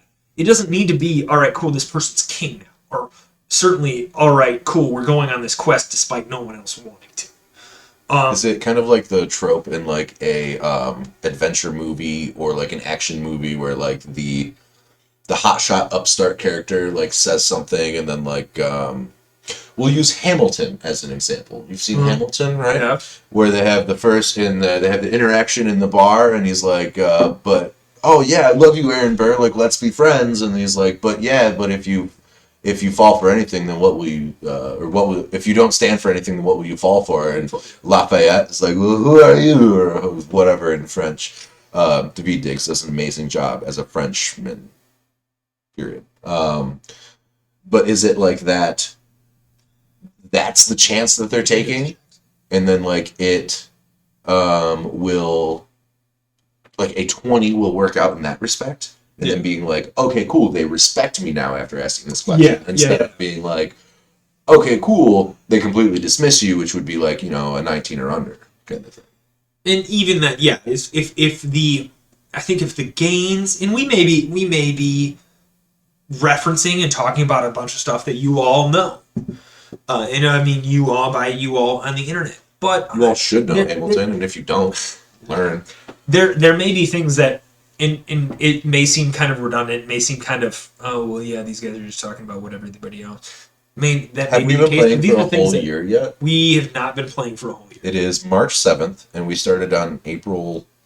I think the last week in March was the last recorded session for recorded session number 1. Is that when we signed up for Zoom and we started playing? And that was like Wildmount, because it was right after. Yeah, the Wildmount book came out in, it was like around St. Patty's Day. And it was right after like the first round of restaurant closers here in Michigan. It was probably where Candlekeep is going to come out. Whatever that. Yeah, realistically. Like that book is. Yeah. Because then we were like, okay, cool, everyone's going to DM for like at least a couple sessions. Yeah. You did it, Lindsay did it, I did it, Gina did it. We went 18 sessions for our first campaign. 18 Call sessions. us Critical Role, baby! I don't know about that. We have some things to work on, let alone, I don't know, a video of any kind. Can I throw some shade at Critical Role? If you want, sure. We don't practice our sessions. Watching. Huh? We don't practice our sessions. I don't think they do either.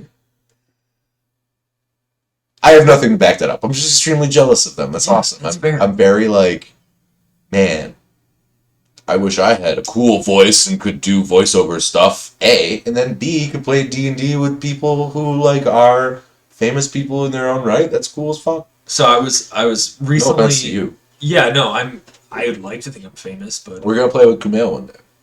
okay.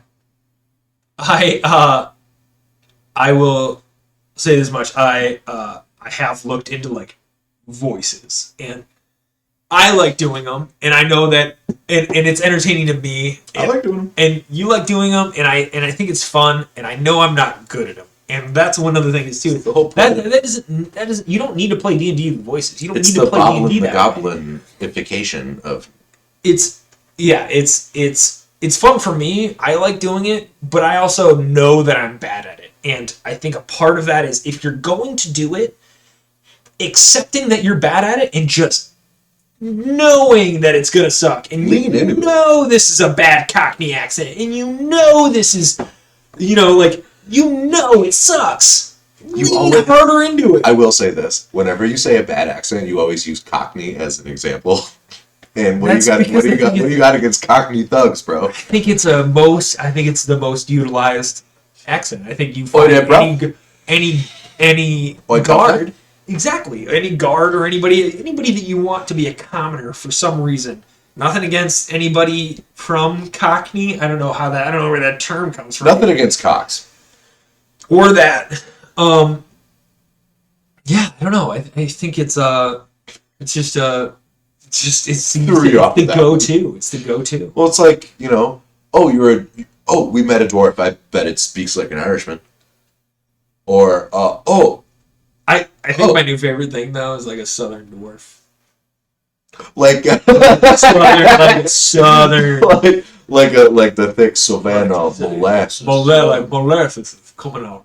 Oh yeah, well the office. I think that was one of the main Well, characters. what a murder in Savannah. In our first campaign, we had a southern guy whose daughter was kidnapped by a hag. I'm just I think thinking that was Daniel Craig's character from Knives Out, the like Foghorn Leghorn. Perfect. Foghorn Leghorn Barbarian. Eric Kokra, Barbarian, Foghorn Leghorn. Calling that as a character for the next well, one. when I kill you, you're in the next campaign, you know? Perfect. Kill the monk. I'm done with him now. Yep. Figured out key points. I've had my level. Thank you. Hey, I've reached level 6, so I basically know everything about monks now.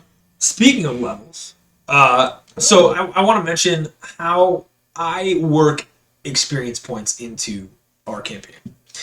And if you're in chat, I'd be very much curious as to what you feel about this or how you work experience. We play Milestone, which if you're unfamiliar, that's like every now and then a group levels up as a group. Everyone levels up at the same time. Whenever we do something really cool, it seems. Actually, every time you guys defeat a monster or anything in combat, that experience is added to your running experience total. Let's say oh my god, you're such a nerd. Yeah, I know. Let's say you're gonna level up at level 500. Experience 500. You as a group defeat 3 goblins at 100 each. I know they're 25, but we're using an example. At 100 experience each. Yeah. So you as a group defeat 3 goblins and an orc. Let's say the 3 goblins are 100 each and an orc is 200. You all level up as opposed to just whoever gets the last kill. Yeah, there's no XP for it. That you may also be like, well, that's just depending on how many people you have in the group. We have 4. That's just 1/4 of the entire group leveling up. But I utilize every other encounter and interaction as that balancing. Every time you roll and your persuasion check passes or anything else like that, that balances the combat aspect. So whereas as a group, if you needed 500 experience points each, 2,000 experience points, despite you just completing 500 of it in combat, I use RP and everything else and how you guys communicate and how you guys roll for non-combat encounters, how you roll for revelry. All of those other things make up the other 3/4 of that total. I don't know how I came up with that. I don't know how people would do actually keeping track of the EXP quotient of encounters D&D. The D&D Beyond combat builder and tracker has. The idea is that you would keep in mind as an individual, you as Marxus the monk, every goblin that you punch, despite their innocence. We didn't know it at the time. Whatever, man. We're speaking purely hypothetical. Purely hypothetical. That's a real thing that I did. And then I punched a dude to death in the last session, and everyone was like, ooh, that sucks. But anyways, they all said that sucks, but in my situation, they all got experience for it. I didn't think about that till now. You hear that, Gina? Oh, she's on a run. Yeah. Anyways, she's welcome. So that's how I play around the experience. We were talking at work the other day, and another individual just uses Milestone. Will you just tell people where you work, because it's kind of feel weird about it. He works at Dogmite. They make rolling trays and Valhalla screens. They do incredible work. And when he says just a wood shop, that's an insult. Dogmite's doing some super cool things. And even if I worked for a competing company, which I don't, I'd be like, yeah, dude, they're doing really cool things. All right. That's our. That's our. He is mad at me even trying to say that, so you know that. It's whatever. So Don't fire him. they won't. So Wow. I'm just saying, not like that. They just. It's, Oh, man, confident. we've had this conversation with them. I had conversations with my bosses about this. Okay, yeah. Conus is nice. That said, at work they do different things. There's one that plays hard written as or rules as written XP. You get what you kill, but I think that encourages murder hobos. Yeah, I mean, if you pick up on that as a PC, you're gonna be like, well, yeah. I kind of want to see what level 13 means as opposed to level 7, so I'm just gonna go on first. Then you have individuals that are like, if you have a separation gap between all of that, then you don't, especially with newer players, you don't get that cool aspect of, oh, what did everybody get at level 6? Cool, I'm going to talk about this. Oh, we can use that in that and kind of do like a Iron Man, Captain America shield combo or something like that and have fun. And those are the moments. Iron Man doesn't have a shield. You're talking about Thor. I said Iron Man and Captain America. What? Thor? God, I can't believe that let slide past me for a second. Holy shit. Turn in your car. By the way, those of you who don't know AJ at all, which is probably literally everyone here, so me. AJ, you don't watch trailers? I don't. And why don't you watch trailers? I don't watch Marvel trailers. Oh, because DC is so different in how much they don't give away. Literally, I've seen the end of DC movies during a trailer, but go on. I don't care about DC. Wow. It's not entertaining. Wow, man. I think they went the wrong way with it. I think that making gritty and adult. Sorry. They did. This is now a DC versus Marvel podcast, because holy fuck, are you kidding me? Yeah. Change the tag. Have you seen Batfleck? No. He does a solid job, a passable job as Batman. I thought you were talking about the new one. I forgot about his name. No, yeah, Twilight. Robert Pattinson. I bet he's going to do a great job. Robert Pattinson's a great actor, but everyone hates him because of Twilight hate, which is some terrible writing, but... I don't have anything against them. As far as the whole fantasy aspect of werewolves versus vampires, like, it's a solid... If you give me Batman... That's the Helm's Deep. If you give me Batman as a show on Netflix, on HBO, I guess it'd be HBO now, because HBO... Like a Witcher-style Batman series? Witcher-style Batman series, but not as gritty. They've already done that. It's called Batman Beyond. No, I'm saying give me Batman the Animated Series... live action, and then we'll talk. Because I'm currently watching that. I'm currently rewatching that as a 32-year-old adult. And it's amazing. And I'll tell you right now, probably influenced some of your guys' play to the point where I literally sent a clip to the entire group the other day about it. And it wasn't like a clip I got from the internet. It was a clip that I recorded on my phone because I'm an old man. Moving on, we're going to talk about... You totally are Nick from The New Girl. That was just a Nick statement. Yeah, because I took a video on it because I'm an old man. By the way, you got to show people what's on the other side of your hat. Yeah, I got this cool hat. My wife got it for me. I don't know what shape it is, but... A dodecahedron. Oh. And then a 20-sided... What's a dodecahedron? Or is a dodecahedron the 10-sided? No, that's a decahedron. So dodec would be 2 decahedrons. We play D&D. We should know what a 20-sided dice is. I was joking. Learn your root words. We're going to talk about... I want to talk about 2 things. I want to talk about one, and I'll leave it up to you. Which one we talk about first? I want to talk about... You want to talk about how Marvel is superior to DC in every single way. I'll say this much. Tom King, killing it. Scott Snyder is my Batman. If I had to choose a Batman, Scott Snyder's my writer for it. Yeah, so we're going to talk about 1 or 2 things. Scott Snyder, Zack Snyder. Batman tattoo. I got a Joker tattoo, dude. Tracks. I want to talk about Wizards.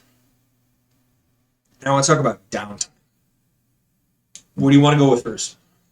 As abstract as that is. Not that it matters because wizards can control time, but let's go with Jesus. wizards first. All right. I think that the approachability on wizards is a steep learning curve. Just be a sorcerer. But I don't think you can one shot wizards. Because of I think the, at that the point, distinction just be between a a spell and sorcerer. a cantrip. Well, no, it's about learning. It's about growing Like a your spell book. Mm. Yeah. And I think that wizards. Is that why every D&D like written adventure is like, oh, you find a bunch of blank spell books? You find blank spell books. You also find spell scrolls. And scrolls you can transcribe into your book, and then you get them forever. So like, Does Elder Scrolls, like as a video game series, do a pretty good job of D&D scrolls as far as like it's a one-use thing instead of transcribing it into your book? It is a one-use thing to everybody else, and even a wizard can use it only once. But if the wizard takes the time, and the mechanic is built into the class, if you are as a wizard, you have a wizard's book, you can write and transcribe spells that you have in your possession into your wizard's book. If you do that, it requires time. It also requires there's a financial cost to it. If you do that, you gain that spell. You gain that spell until. But it's the use of the scroll. Yes, I believe it expends the use of the scroll. That's much better. But what? No, it's much better than like the Elder Scrolls. Yeah. Well, Skyrim yeah. Oblivion deal. But then also anybody else can use that scroll a single time. It's like you are learning and reading the incantation. And even then, I think if the spell does not belong to your class, you need to roll an Arcana check. And if the spell is at a higher level than you would normally be able to cast, you have to roll a higher DC on that Arcana check. And I think there's a little bit there. But I think that aspect, I think that little bit makes wizards very very difficult to jump into. And I think that I should do that. Well, you can't edit tweets. Edit. There's a reply. No, you can't edit tweets. As a reply. Edit. Oh. Edit. Alright. As a wizard, I think that is a difficult task. You have to have a DM that's willing to participate in the aspect of spells and scrolls being a treasure. That is the equivalent of giving somebody a +1 sword or whatever it is they find, because or have it be readily available in your world. You have to have it be accessible in some way, whether you have a store where you can buy scrolls or a teacher of some sort that is willing to teach and educate that wizard. And I think that's where We're just eating pico and guac here with chips. The quietest snack. Guac pico. And he just put his hand right in the guac, thinking it was his mouse or something. I don't know. Yeah, I was going to reach for my mouse to look something up, but I don't even remember I was going to look up anywhere. I just put my hand right in some guac. There has to be that, and therefore I don't think you can have it be feasible in a one shot unless they're a wizard that already has their kit and already has their entire spellbook made up and made out, and you have additional things other than like, all right, cool, if I want to run a one shot for level 5 characters, you want to pick a wizard, here's your blah blah blah spells according to your You got to table. introduce the whole library of the Sorcerer Supreme before plus you have WandaVision happen. Plus some. Jesus Christ. What, you thought I was done talking about WandaVision? I'm fucking pissed. Why are you pissed? Never mind. What do you mean? How am I pissed? It's not what this podcast is about. All right. What would you? This isn't even a podcast. It's not what the stream's about. Not at all, but it just we're old guys. So What? Podcast is the word. What do you feel about wizards? Would you play a wizard? I would If you absolutely. I think the next long-term character I play would absolutely be a wizard. I can't wait to play a wizard. I'm still. But I would play a wizard only in long term because like you can't, like you said, you can't just play a wizard as a one shot because it let me amend that. You can play a wizard as one shot, but it cannot be somebody's first time playing. It cannot be somebody's first time playing a wizard. I think it It can't I think be it somebody. could. It just needs to be fleshed out. You need to have all the spells picked. You need to It have doesn't lend itself to a one shot. Yeah, no, but I'm just saying, like, you can't. There's no growth for a wizard in a one shot. There can be growth for every other character, even if you level up mid one shot from 5 to 6, let's say. A lot of other characters get a lot of other cool features. A wizard, Arrives precisely when he means to. exactly. Yes. A wizard, they gain some cool features, they gain some cool spells, but they don't. It's not utilizing the wizard's mechanic the way it could if the wizard was in a campaign. Yeah, or otherwise it would just be a sorcerer. Because basically every wizard in a one shot is going to be treated as a sorcerer. Well, Because you likely won't have the long sans rest, sorcerer points. which is a whole nother can of worms. It's just a magic monk. Magic Monk. What a crossover film. Tell me about it. Could you imagine just like Magic Mike, but just monks? Oh, gross. Not that. I- I had a burped actually. Oh, you was like, damn, dude, like you're real being like really not sex positive. No, that's fine. Magic monks, Magic Mike monk. I'll be honest, that would be a pretty. I'm gonna play that monk. Magic Mink. Oof, that's weird. Magic Mink's a Mink. sweet creature. Are they? Yeah, Do Mink. you know that for sure, or are they just? I would argue it's similar to a skink. I don't think that's true at all. I would argue a skink is similar to a skunk.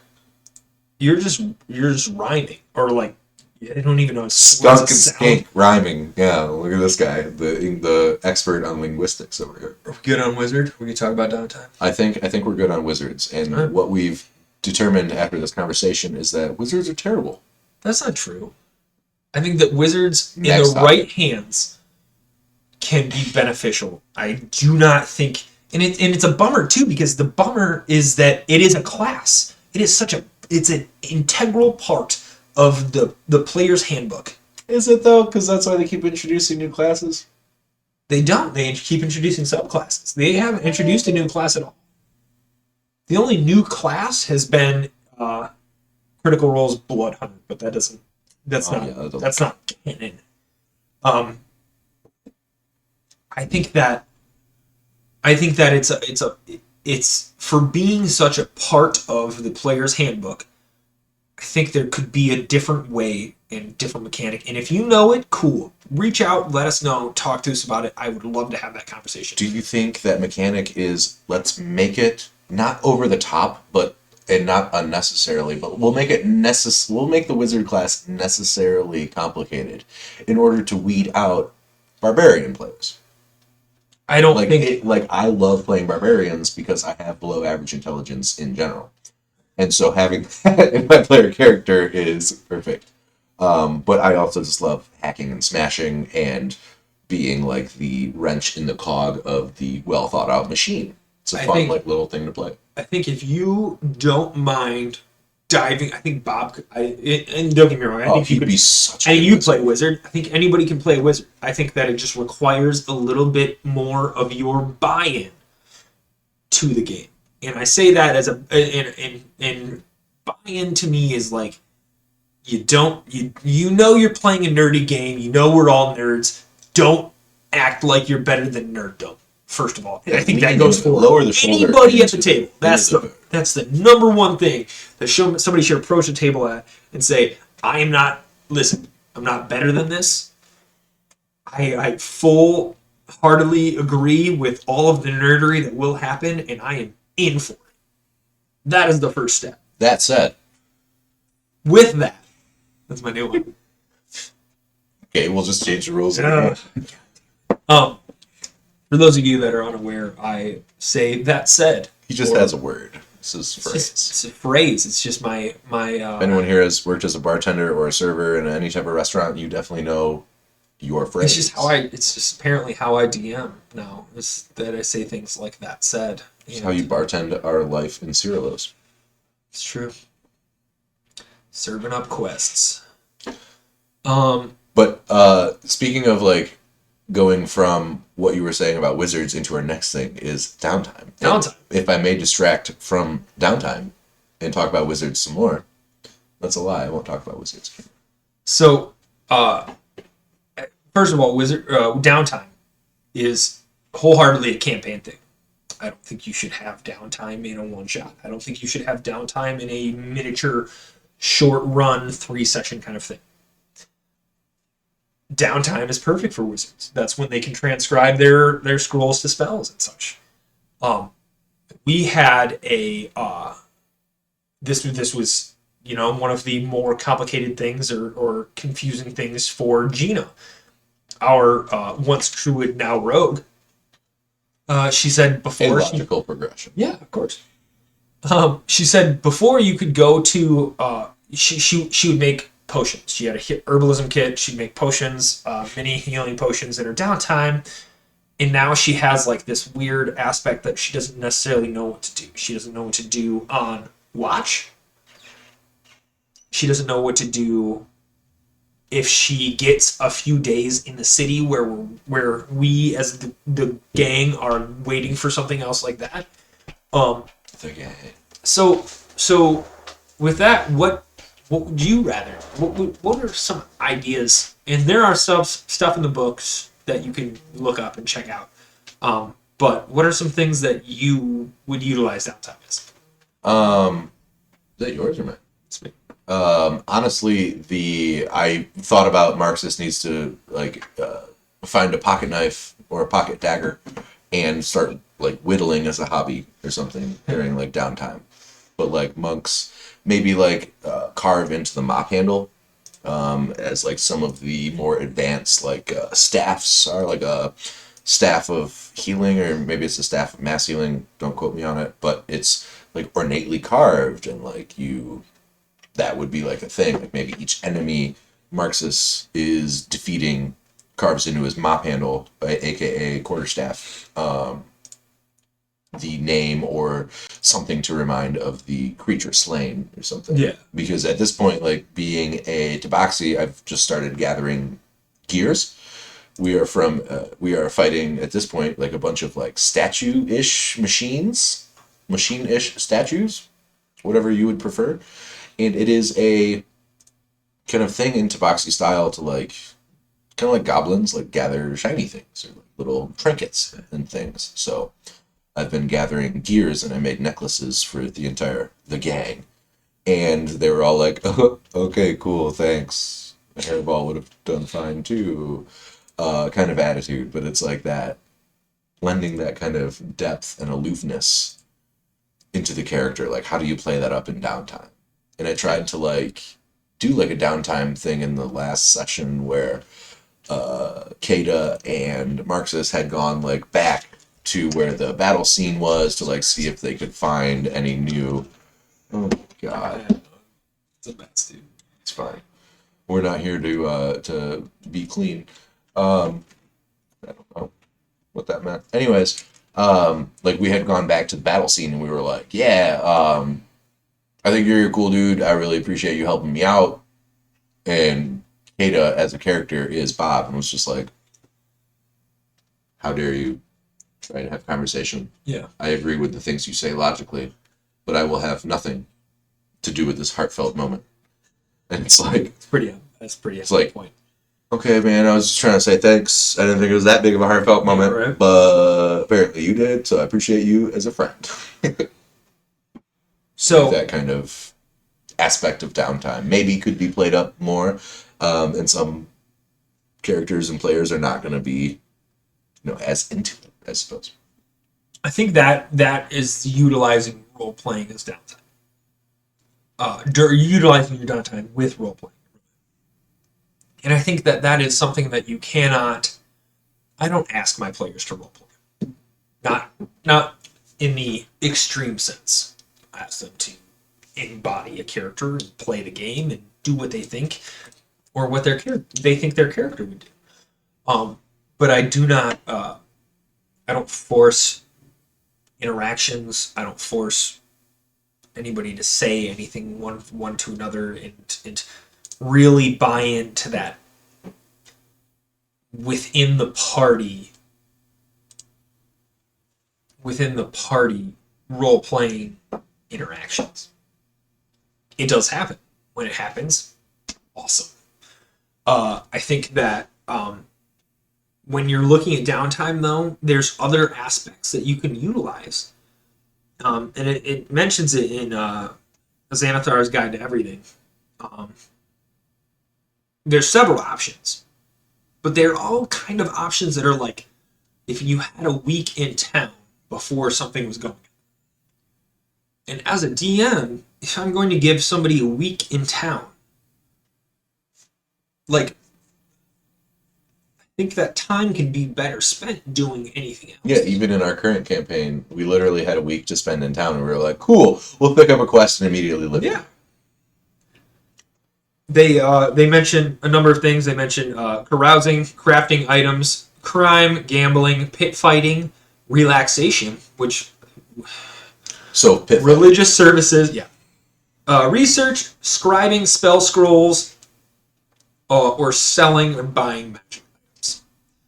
I think that when you're So we looking could at that treat kind of stuff, downtime as like we don't need to spend as much time shopping. We can just be like, hey, you're coming up on a town. If you want something, let me know, and we'll figure it out. well, that was kind of what I was hitting at before. Is like, you don't necessarily need to have an encounter. You don't need to have an interaction every time. I think that those aspects are great for, hey, I have a week in town. I don't think that they're great for I have a night on watch. Well, if you have a night on watch, then you can just go and do whatever you want. Well, yeah, everybody else Just is there asleep. at night. Yeah. It took you a minute on that one, didn't it? What do you think about downtime? Like, how would you, as Merxus, how would you as Dan the DM, utilize downtime? I think that as a monk, like the first thing that pops into my head is like those like those dummies that are made out of wood and they have like arms out at different like lengths or whatever. Wooden just dummies?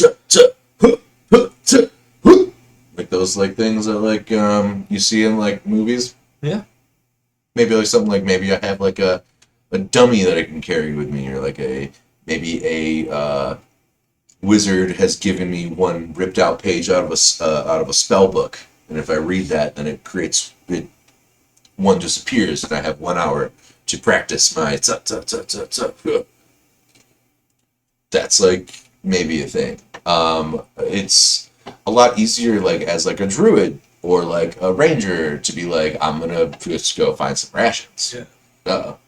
Or I'm gonna go find some things to make potions. But as a monk, like I feel like the discipline that like monks are so associated with is gonna be kind of interesting to play with on downtime. And now that like this has been brought up, like it's something to kind of focus on during the off days of D&D, and just like so that during session, like, you know, every word has its purpose, you know, and maybe playing into the, like I said, kind of that discipline aspect of like what makes monks. And so if we did a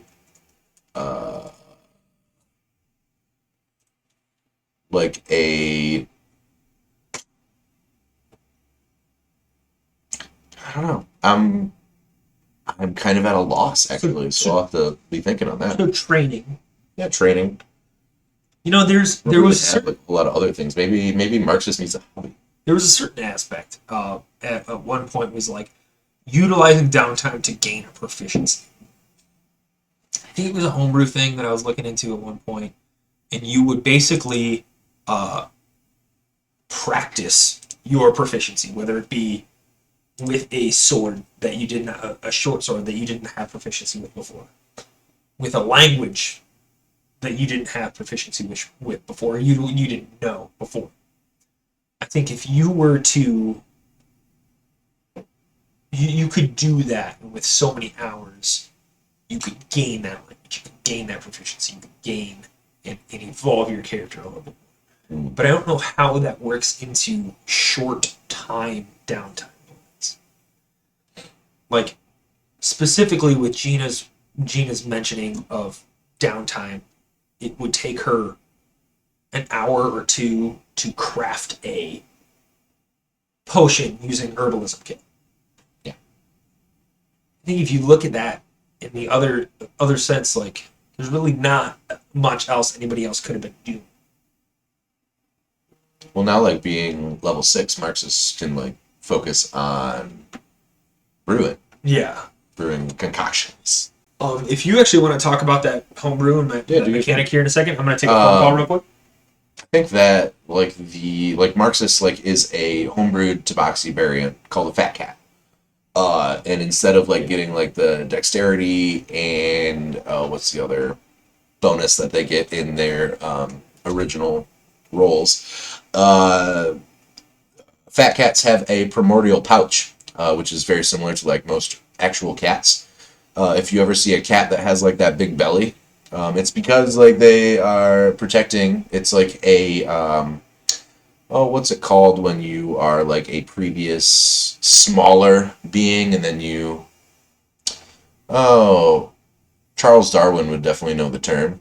But as they evolve, evolution, they've evolved a way to basically create a couple layers of fat, much like me as a human, to protect their inner organs. And so that's why, like, when a cat ever wants to attack you, it will kind of go on its back and like try and get you with the front claws and the back claws. So that primordial pouch gives +3 hit points every level. And so that's been quite nice for learning as far as being a tank for a monk, but then losing those dexterity bonuses as well. And so during downtime, instead of focusing on maybe like martial aspects, can be focusing more on brewing as this kind of like a play on a brewmaster. It's the Way of the Iron Kettle, which is great. But basically a fat cat, hard to move, drunk, who's just going to brew concoctions after level 6 and takes an action to drink them down or pass them along to another character and have them drink. Instead of like rapid drinker obviously wouldn't apply to this because it might be a little game breaking in some ways.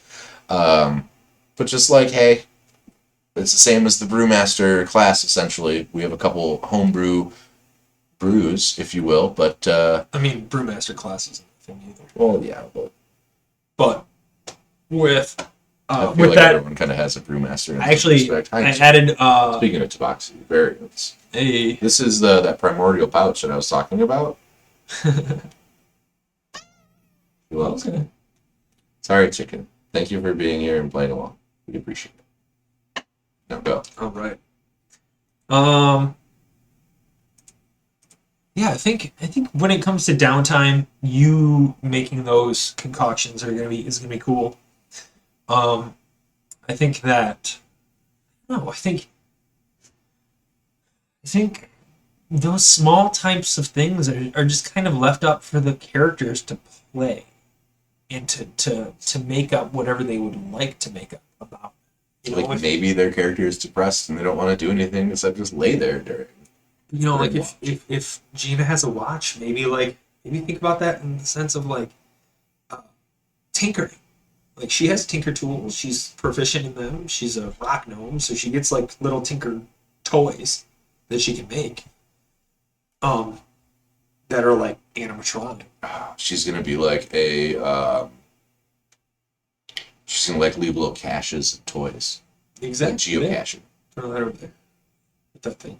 Yeah. So I think that looking at downtime, there are structured. There's a handful of suggestions. There's a handful of things, but asking somebody to do something in that time frame, in that realm of extra, is just that, is just extra. We love coffee. Utilize it. Excellent. Other questions is what I'm looking for. Did you get any other questions? The only question that I've gotten is why are so many people afraid to be a DM? And as somebody that you were like, yeah, I'll just be the DM, and took it on, and honestly has done. Yes, we're friends, but I can also tell you, like, if you're being a shitty person, I'll tell you. Yeah. But like, you've been like a very good DM, and like hearing like, you know, we've both been in other sessions with other DMs and being like, oh, this person does it this way. I would expect maybe it to be done this way. And so like you take that aspect into your game mastering. But do you feel why, I guess in your opinion of workmanship over the past year, why are people so afraid to be a DM, and why are they like so apt to be player characters first and foremost? I think we actually just talked about this at work, and we're going to start a after work campaign. We'll see how long it goes. We all have that expectation. We all are, and then that's the other aspect, is we're all DMs. We're going to rotate out DMing, and unfortunately, if you're not willing to DM, I don't think we're going to allow that individual to play. You know, I'm not saying it like allow that sense of authority. Yeah, keep that gate, man. But I think that the cool aspect of it all is to learn off of each other. And if somebody's not willing to DM, then that's not what we're looking for in this campaign. I'm very excited to learn and to watch other people DM and see how they do it. And we're going to do like one story arc and then you rotate out. So it's 2 to 3 sessions max. Nice. Um, And is some of the reasoning behind that, like being a DM makes you a better PC? I think it's more along the lines of just watching other DMs DM and just having the aspect of being a PC or getting a chance to being a PC is a benefit. Sure. Yeah. But I think that you look at a lot of people, I think it's intimidating. I think it's a lot going on. People that don't want to DM are intimidated. I think it's a lot to learn. You need to know the rules, but also there's an abstract aspect that a lot of people don't understand, is that you're making up the rules. You need to be able to be on your toes and be able to make up those rules. You can DM having never looked at the Dungeon Master's Guide, having never looked at the Player's Handbook. At that point, you're not playing D&D, but like... No, you're just playing fantasy RPG. You're just playing a tabletop RPG with the mechanic of, I want you to do this, you want to do this thing? Well, there was no rolling in our Ben Robbins Kingdom session. Nope. Nobody rolled a dice. Nope. It was purely off of like, hey, how do we want to talk to each other? It was total and improv. pretend like, to be these other people. And I think that if you can wrap your mind around that, then that's something that is significantly different. I think that is being a game master as opposed to dungeon master, but still, I think that's very different. And I wonder, I don't know, like the most late model edition of the D&D and the pop culture diaspora might be like Community, for example. Like there's 2 D&D episodes, and Abed is like the DM, but he just like has 2 the show D20s, yeah, and like not all the he D&D does is just like, no, the D&D Community is great though. Yeah. And Solidarity. Solidarity indeed. Forever. But like a random person from not the D&D community might watch that episode and be like, oh, so you need to know all of these rules and come up with them off the top of your head just by rolling 2 dice. It's like, Yeah. well, yes and no, but a lot of yes. But also, like, if you don't know the rules, it's your world. Nobody's going to tell you that you're wrong because you're the god of it. You know, Yeah. you are the architect and you are the alpha and the omega of all of those decisions that you have to make, and your group can make together. So like, you are guiding them along.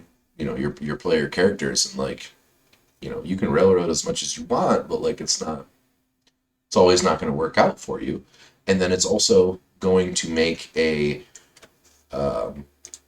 like when everybody DMs for even just 10 minutes in a session, like having to make that decision or put somebody on the spot as a PC to decide something like we did Yeah. in that Robbins module. Like, that's how, you know, you write everything together and how you're coming up with things that may not make sense outside of the world, but then to these 5 to 10 people around this table, they're everything. Yeah. And like that same aspect of it can be extremely intimidating to some folks. And so For sure. the only way to do it is to do it, kind of thing, right? And that's like, everyone wants to play D&D, Just but do nobody it. wants to be the DM. That's interesting though, because you look at so many DMs, and we talk about this at work. We hang out after work and have conversations about all this because that's what we are. And we're all nerds. But we talk about this at work is like every dungeon master wants the perfect group. They want the group that is like buying 100%. They want the group that is being clever, that is looking at puzzles, that is looking at combat as puzzles. They want to look at, you know, they want the group to have that moment that they had that one time. And it was a fucking cool moment. But that's what they want at the moment. They don't want, they feel like they need the group to have that moment. But every DM They need to wants have that moment every moment. but every DM wants to have that moment as the DM. So no, it's like this weird thing that I found is like every DM wants to have the perfect group, and they could if some of the DMs were willing to be players as opposed to DMs.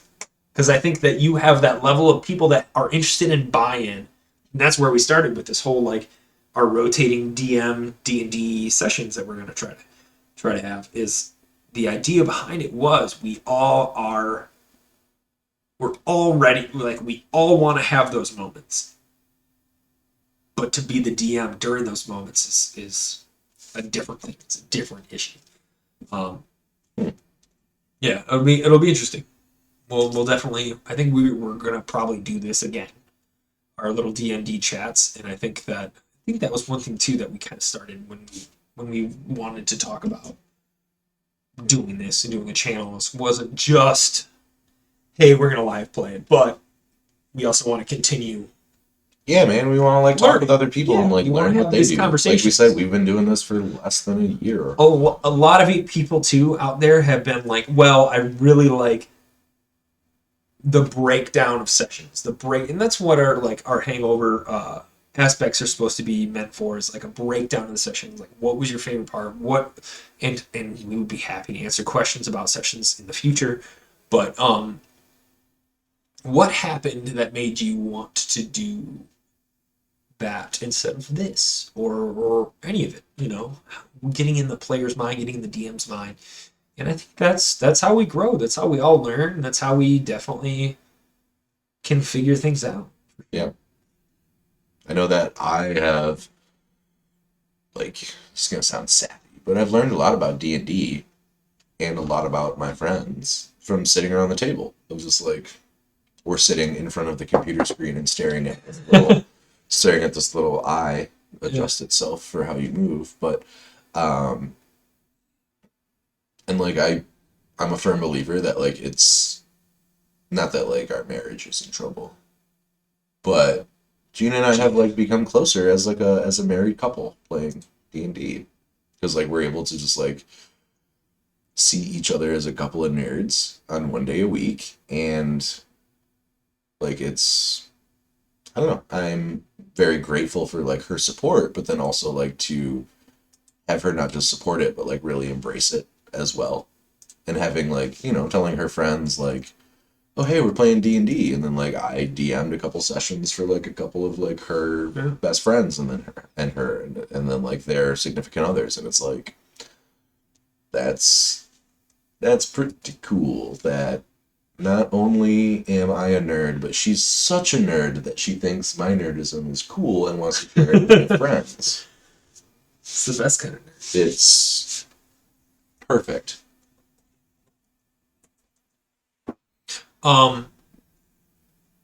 Cool. You got what do you have any other questions? I Did you find anything? have no other questions that I can think of. All right. So I think we're gonna wrap it up then. Yeah. Excellent. Well, thank you all for watching. Thank you. Hopefully you learned something. If you enjoyed this little talk, I think we're gonna post it on YouTube. So leave a comment in the or leave a question in the comments, and we'll like look at those the next time we do one of these videos. And I think maybe we'll do one every Whenever we month, feel like it. whenever. Every canceled session, Yeah. we'll do one of these. Because it's So a that great go-to. just so we can get a little bit of this D&D For sure. heroin into our Yeah. veins. Yeah. But yeah, thank you all very much. My name's AJ, I'm Dan. and we are but of 2 of 6, really, members of Roll for Revelry. The 6th has never shown up and may be a mystery. Thank you for watching. Check us out regularly on Sundays at 2 p.m. Eastern Time on twitch.tv/roll4revelry. That's roll 4, the number 4 revelry. And you can also check us out on Twitter, the same name. We appreciate you being here, and we appreciate the conversations. Thank you for Eric. For joining us, Eric, That was at super Maps cool. and Quests. Literally just reached out this morning like, Yeah. hey man, you're cool. It'd be cool if you stopped by and wanted to say hello. for And sure. just like, could we pick your brain on some things? And he was like, yeah, I put my kid down at 2. Yeah. So like, absolutely. Perfect timing. Um, Check him out. Eric has his Patreon, Maps and Quests, his Twitter. Yeah. I don't know if they. And honestly, like digging into his Patreon a little bit, like it's a really good deal. Oh, yeah. He'll Cool. like custom make you a map, Yeah, for sure. and like not just a map. He'll build you like a whole world probably. If you I've been thinking about using that as maps, but I'm also kind of like leaning towards the idea that we will be playing in person in the near future. I have Hopefully. I got a 3D printer, so I got to make a fuck ton of minis and paint them all. But And Gina and I just bought a house that has a completely unfinished basement, so we're going to be putting a makeshift gaming studio into the basement of there. You heard it here first, Gene. No, we're super excited. Thank you for putting up with us, and this is super neat. Thank you to Eric, and thank you to the entire TTRPG community, really. Yeah. Yes, We could have 0 viewers, we could have 1,000 viewers, and it doesn't really affect like how we just are friends that like playing games and hanging out, and that's literally it. You got anything else you want to add or no? got nothing. Well, Yeah. May you always roll. Roll for revelry. Hey.